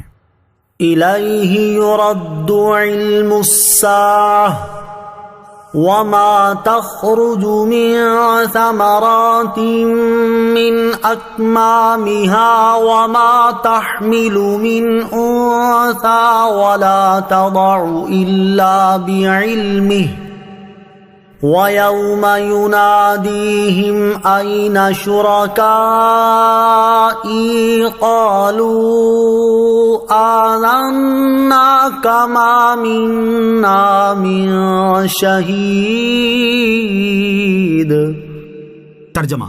قیامت کے علم کا حوالہ اللہ ہی کی طرف لوٹایا جاتا ہے، اور کوئی پھل اپنے غلاف سے نہیں نکلتا، اور نہ کوئی مادہ حاملہ ہوتی ہے، اور نہ وہ بچہ جنتی ہے مگر اس کے علم سے۔ اور جس دن وہ انہیں ندا فرمائے گا میرے شریک کہاں ہیں، تو کہیں گے ہم تجھ سے کہہ چکے ہیں کہ ہم میں کوئی گواہ نہیں۔ الیہ یرد علم الساعہ، قیامت کے علم کا حوالہ اللہ ہی کی طرف کیا جاتا ہے۔ اس سے پہلی آیت میں فرمایا گیا کہ جو نیکی کرتا ہے وہ اپنی ذات کے لیے ہی کرتا ہے، اور جو برائی کرتا ہے تو اپنے خلاف ہی وہ برا عمل کرتا ہے۔ اس سے مراد یہ تھی کہ ہر ایک کو اس کے اعمال کی جزا قیامت کے دن ملے گی۔ اب گویا کہ کسی نے سوال کیا قیامت کب واقع ہوگی؟ اس کے جواب میں ارشاد فرمایا گیا جب کسی سے قیامت کے بارے میں پوچھا جائے کہ وہ کب واقع ہوگی تو اس پر لازم ہے کہ وہ یہ جواب دے قیامت واقع ہونے کے وقت کے بارے میں اللہ تعالیٰ جاننے والا ہے، اور مخلوق میں سے کوئی بھی از خود اس کے وقت کے بارے میں نہیں جان سکتا، اور جب قیامت آ جائے گی تو اللہ تعالیٰ نیکوں اور گناہ گاروں میں جنت و دوزخ کا فیصلہ فرما دے گا۔ قیامت قائم ہونے کے وقت کا علم اللہ تعالیٰ کے ساتھ خاص ہے۔ اس آیت سے معلوم ہوا کہ قیامت قائم ہونے کے وقت کا علم اللہ تعالیٰ کے ساتھ خاص ہے۔ اسی کے بارے میں ایک اور مقام پر اللہ تبارک و تعالیٰ ارشاد فرماتا ہے، يسألونك عن الساعة أيان مرساها قل إنما علمها عند ربي لا يجليها لوقتها إلا هو ثقلت في السماوات والأرض لا تأتيكم إلا بغتة يسألونك كأنك حفي عنها قل انما علمها عند الله ولكن اکثر الناس لا يعلمون۔ ترجمہ، آپ سے قیامت کے متعلق سوال کرتے ہیں کہ اس کے قائم ہونے کا وقت کب ہے؟ تم فرماؤ اس کا علم تو میرے رب کے پاس ہے، اسے وہی اس کے وقت پر ظاہر کرے گا۔ وہ آسمانوں اور زمین میں بھاری پڑ رہی ہے، تم پر وہ اچانک ہی آ جائے گی۔ آپ سے ایسا پوچھتے ہیں گویا آپ اس کی خوب تحقیق کر چکے ہیں۔ تم فرماؤ اس کا علم تو اللہ ہی کے پاس ہے، لیکن اکثر لوگ جانتے نہیں۔ علامہ احمد ساوی رحمۃ اللہ تعالی فرماتے ہیں، قیامت قائم ہونے کے وقت کا علم اللہ تعالیٰ کے ساتھ خاص ہونا اس بات کے منافی نہیں ہے کہ رسول اللہ صلی اللہ تعالی علیہ وآلہ وسلم اس وقت تک دنیا سے تشریف نہ لے گئے جب تک اللہ تعالیٰ نے آپ کو جو کچھ ہو چکا، جو کچھ ہو رہا ہے اور جو کچھ آئندہ ہونے والا ہے اس کا علم نہ عطا فرما دیا، اور اسی میں سے قیامت قائم ہونے کے وقت کا علم ہے۔ البتہ آپ صلی اللہ تعالی علیہ وآلہ وسلم نے لوگوں کو بتایا اس لیے نہیں کہ آپ علیہ الصلوۃ والسلام کو یہ علم چھپانے کا حکم دیا گیا تھا، کیونکہ یہ اللہ تعالیٰ کے اسرار میں سے ہے۔ نوٹ: اس موضوع پر مزید تفصیل جاننے کے لیے سورہ اعراف کی آیت نمبر 187 کے تحت تفسیر ملاحظہ فرمائیں۔ وَمَا تَخْرُجُ مِن ثَمَرَاتٍ مِّنْ أَكْمَامِهَا، اور کوئی پھل اپنے غلاف سے نہیں نکلتا، یعنی اللہ تعالیٰ پھل کے غلاف سے برآمد ہونے سے پہلے اس کے احوال کو جانتا ہے، اور مادہ کے حمل کو اور اس کی ساعتوں کو اور اس کی ولادت کے وقت کو اور اس کے ناقص اور غیر ناقص، اچھے اور برے، نر اور مادہ ہونے وغیرہ سب کو جانتا ہے۔ لہذا جس طرح قیامت کا علم اللہ تعالیٰ کی طرف منسوب کیا جاتا ہے، اسی طرح ان امور کا علم بھی اسی کی طرف منسوب کرنا چاہیے۔ اولیاء کرام کی دی ہوئی خبروں پر ایک سوال اور اس کا جواب۔ یہاں پر ایک سوال قائم ہوتا ہے کہ اولیاء کرام اور اصحاب کشف بسا اوقات ان امور کی خبر دیتے ہیں اور وہ صحیح واقع ہوتی ہیں، بلکہ کبھی نجومی اور کاہن بھی ان امور کی خبریں دے دیتے ہیں، تو پھر ان امور کا علم اللہ تعالیٰ کے ساتھ خاص کیسے ہوا؟ اس کا جواب یہ ہے کہ نجومیوں اور کاہنوں کی خبریں تو محض اٹکل کی باتیں ہیں جو اکثر و بیشتر غلط ہو جایا کرتی ہیں، اس لیے وہ علم ہی نہیں بلکہ بے حقیقت باتیں ہیں۔ اور اولیاء کرام کی خبریں بے شک صحیح ہوتی ہیں اور وہ علم سے فرماتے ہیں، لیکن یہ علم ان کا ذاتی نہیں ہوتا بلکہ انہیں اللہ تعالیٰ کی طرف سے عطا ہوتا ہے، تو حقیقت میں یہ اللہ تعالیٰ کا ہی علم ہوا، غیر کا نہیں۔ وَيَوْمَ يُنَادِيهِمْ، اور جس دن وہ انہیں ندا فرمائے گا۔ ارشاد فرمایا کہ اے حبیب صلی اللہ تعالی علیہ وآلہ وسلم یاد کریں کہ جس دن اللہ تعالیٰ مشرکین سے فرمائے گا تمہارے گمان اور تمہارے عقیدے میں جو میرے شریک تھے وہ کہاں ہیں جنہیں تم نے دنیا میں گھڑ رکھا تھا اور انہیں تم پوجا کرتے تھے؟ اس کے جواب میں مشرکین کہیں گے، اے اللہ عز و جل، ہم تجھ سے کہہ چکے ہیں کہ ہم میں ایسا کوئی گواہ نہیں جو آج یہ باطل گواہی دے کہ تیرا کوئی شریک ہے۔ آج ہم سب مومن اور تیری وحدانیت کا اقرار کرنے والے ہیں۔ مشرکین یہ بات عذاب دیکھ کر کہیں گے اور اسی وجہ سے اپنے بتوں سے بیزار ہونے کا اظہار کریں گے۔ وَضَلَّ عَنْهُمْ مَا كَانُوا يَدْعُونَ مِن قَبْلُ وَظَنُّوا مَا لَهُم مِّن مَّحِيصٍ۔ ترجمہ، اور جن کو وہ پہلے پوچھتے تھے وہ ان سے غائب ہو گئے اور وہ سمجھ گئے کہ ان کے لیے کہیں بھاگنے کی جگہ نہیں۔ وَضَلَّ عَنْهُمْ مَا كَانُوا يَدْعُونَ مِن قَبْلُ، اور جن کو وہ پہلے پوچھتے تھے وہ ان سے غائب ہو گئے، یعنی مشرکین دنیا میں جن بتوں کی عبادت کیا کرتے تھے وہ حشر کے میدان میں نہ ان کی سفارش کریں گے اور نہ ہی ان کی مدد کریں گے، تو ان کا وہاں موجود ہونا ایسے ہوگا جیسے یہ وہاں سے غائب ہیں، اور مشرکین کو یقین ہو جائے گا کہ اب ان کے لیے اللہ تعالیٰ کے عذاب سے بچنے اور جہنم سے کہیں بھاگ جانے کی کوئی جگہ نہیں۔ لا يسأم الإنسان من دعاء الخير وإن مسه الشر فيئوس قنوط۔ ترجمہ، آدمی بھلائی مانگنے سے نہیں اکتاتا اور اگر اسے کوئی برائی پہنچے تو بہت نا امید، بڑا مایوس ہو جاتا ہے۔ لا يسأم الإنسان من دعاء الخير،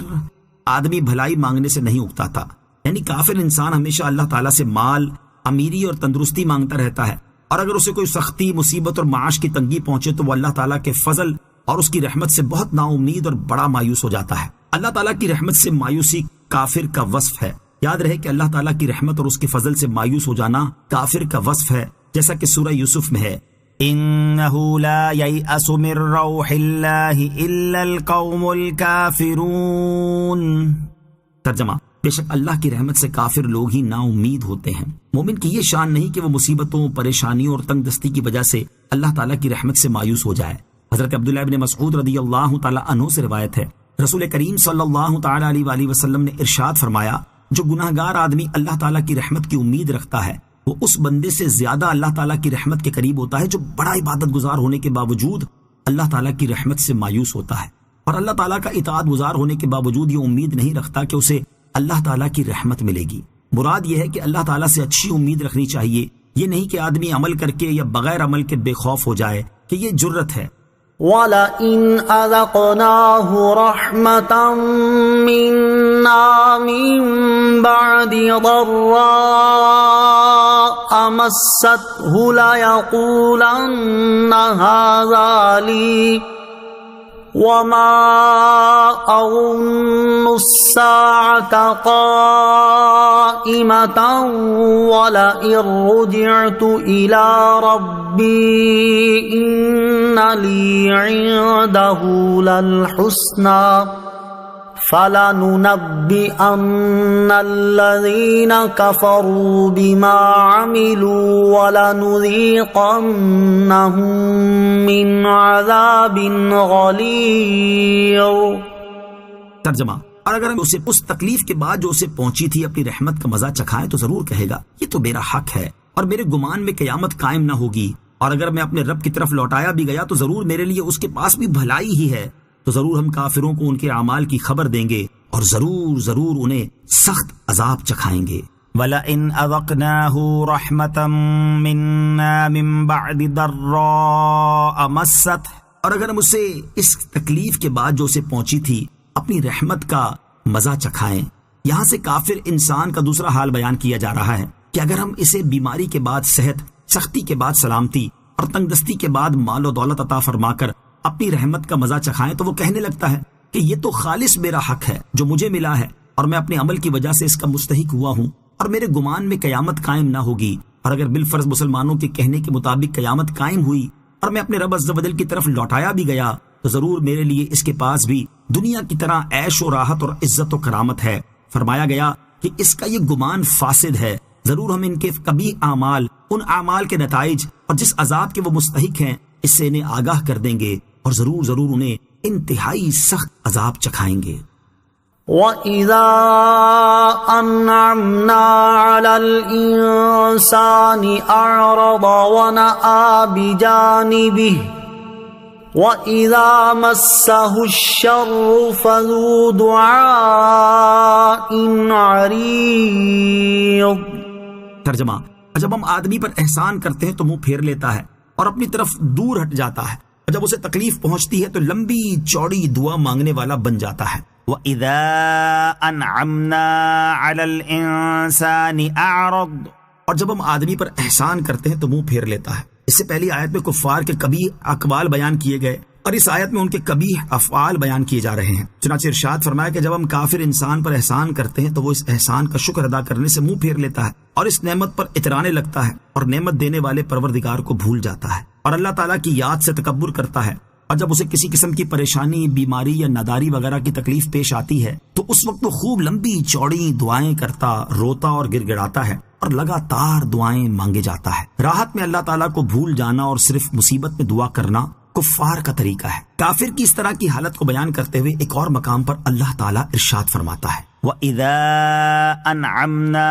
عَلَى الْإِنسَانِ أَعْرَضَ وَنَأَىٰ بِجَانِبِهِ وَإِذَا مَسَّهُ الشَّرُّ كَانَ يَئُوسًا. ترجمہ: جب ہم انسان پر احسان کرتے ہیں تو وہ منہ پھیر لیتا ہے اور اپنی طرف سے دور ہٹ جاتا ہے، اور جب اسے برائی پہنچتی ہے تو مایوس ہو جاتا ہے. اس سے معلوم ہوا کہ راحت کے دنوں میں اللہ تعالیٰ کو بھول جانا اور صرف مصیبت کے ایام میں دعا کرنا کفار کا طریقہ ہے، اور یہ اللہ تعالیٰ کو ناپسند ہے، کیونکہ یہاں دعا مانگنے پر عتاب نہیں کیا گیا بلکہ راحت میں دعا نہ مانگنے پر عتاب کیا گیا ہے۔ نیز یہ عمل مصائب و آلام کے وقت مانگی جانے والی دعاؤں کے قبول نہ ہونے کا سبب بھی بن سکتا ہے، جیسا کہ حضرت ابو ہریرہ رضی اللہ تعالی عنہ سے روایت ہے۔ ترمذی شریف کی حدیث ہے کہ رسول کریم صلی اللہ تعالی علیہ وآلہ وسلم نے ارشاد فرمایا، جسے یہ بات پسند ہو کہ اللہ تعالیٰ سختیوں اور مصیبتوں میں اس کی دعا قبول فرمائے تو اسے چاہیے کہ وہ صحت اور کشادگی کی حالت میں کثرت سے دعا کیا کرے۔ لہذا مسلمانوں کو چاہیے کہ راحت میں،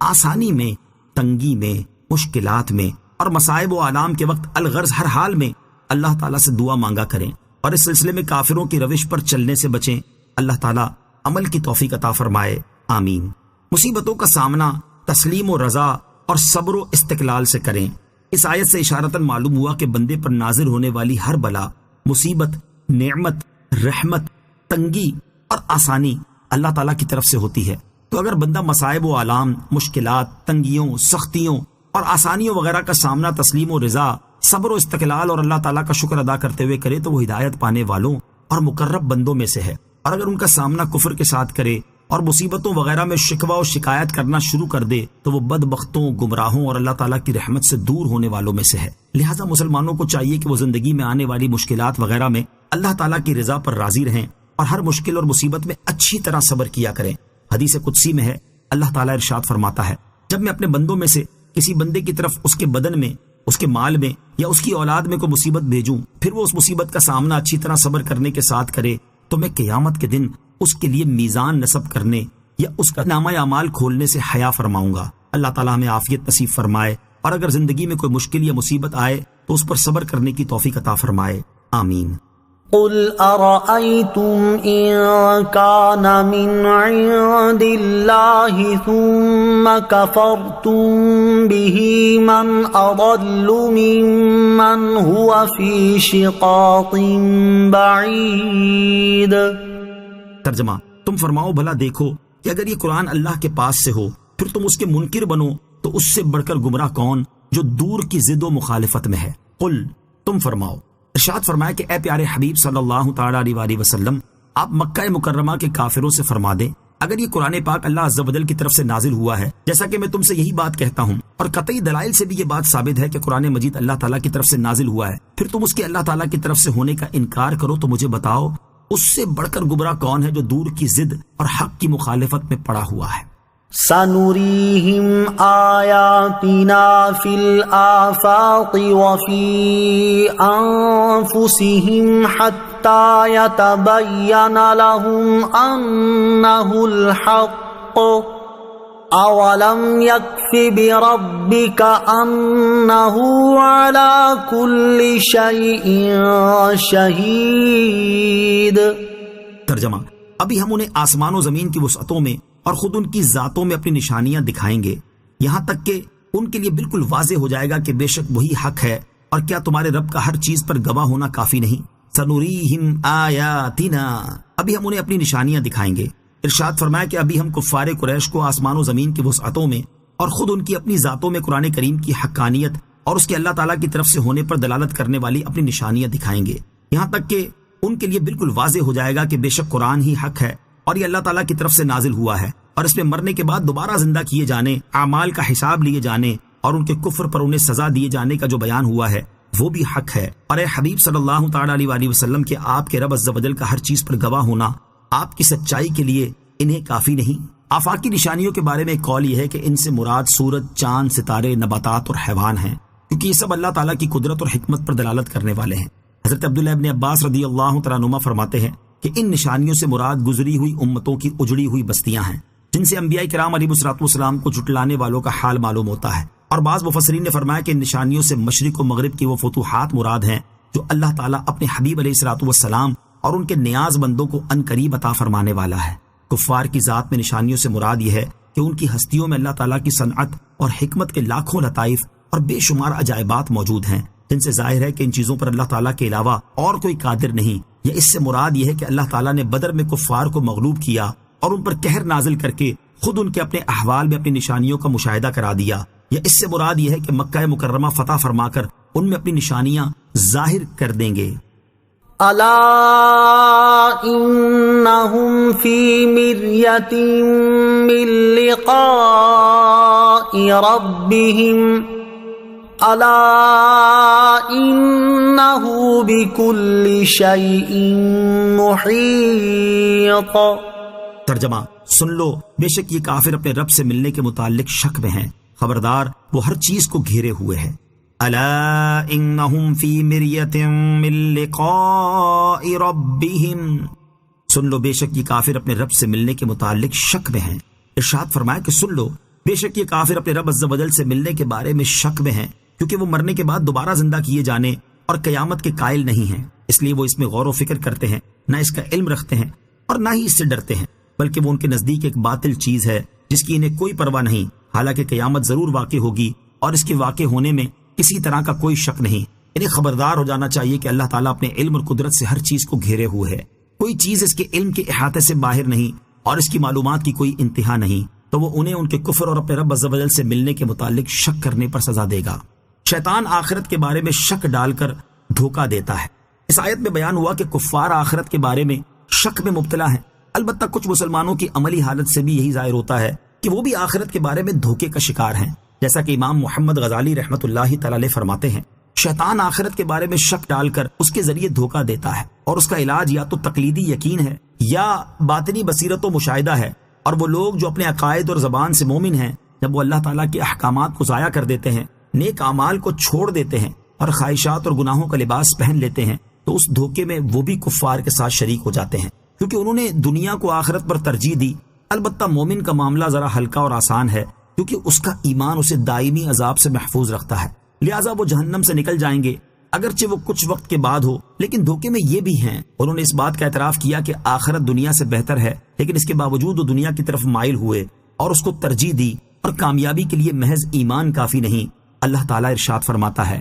وَإِنِّي لَغَفَّارٌ لِّمَن تَابَ وَآمَنَ وَعَمِلَ صَالِحًا ثُمَّ اهْتَدَىٰ۔ ترجمہ: اور بے شک میں اس آدمی کو بہت بخشنے والا ہوں جس نے توبہ کی اور ایمان لایا اور نیک عمل کیا، پھر ہدایت پر رہا۔ اور ارشاد فرمایا ان رحمت اللہ قریب من المحسنین۔ ترجمہ: بے شک اللہ کی رحمت نیک لوگوں کے قریب ہے۔ پھر نبی اکرم صلی اللہ تعالی علیہ وسلم نے ارشاد فرمایا احسان یہ ہے کہ اللہ تعالیٰ کی عبادت اس طرح کرو گویا تم اسے دیکھ رہے ہو، اور اللہ تعالیٰ ارشاد فرماتا ہے والعصر ان الانسان لفی خسر الا الذین آمنوا وعملوا الصالحات وتواصوا بالحق وتواصوا بالصبر۔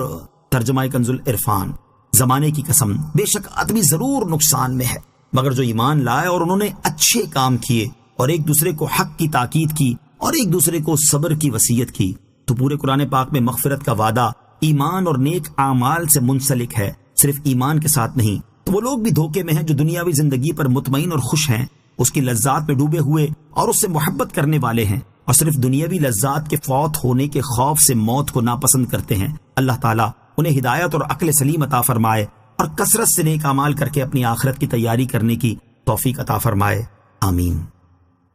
آمنت باللہ صدق اللہ العظیم۔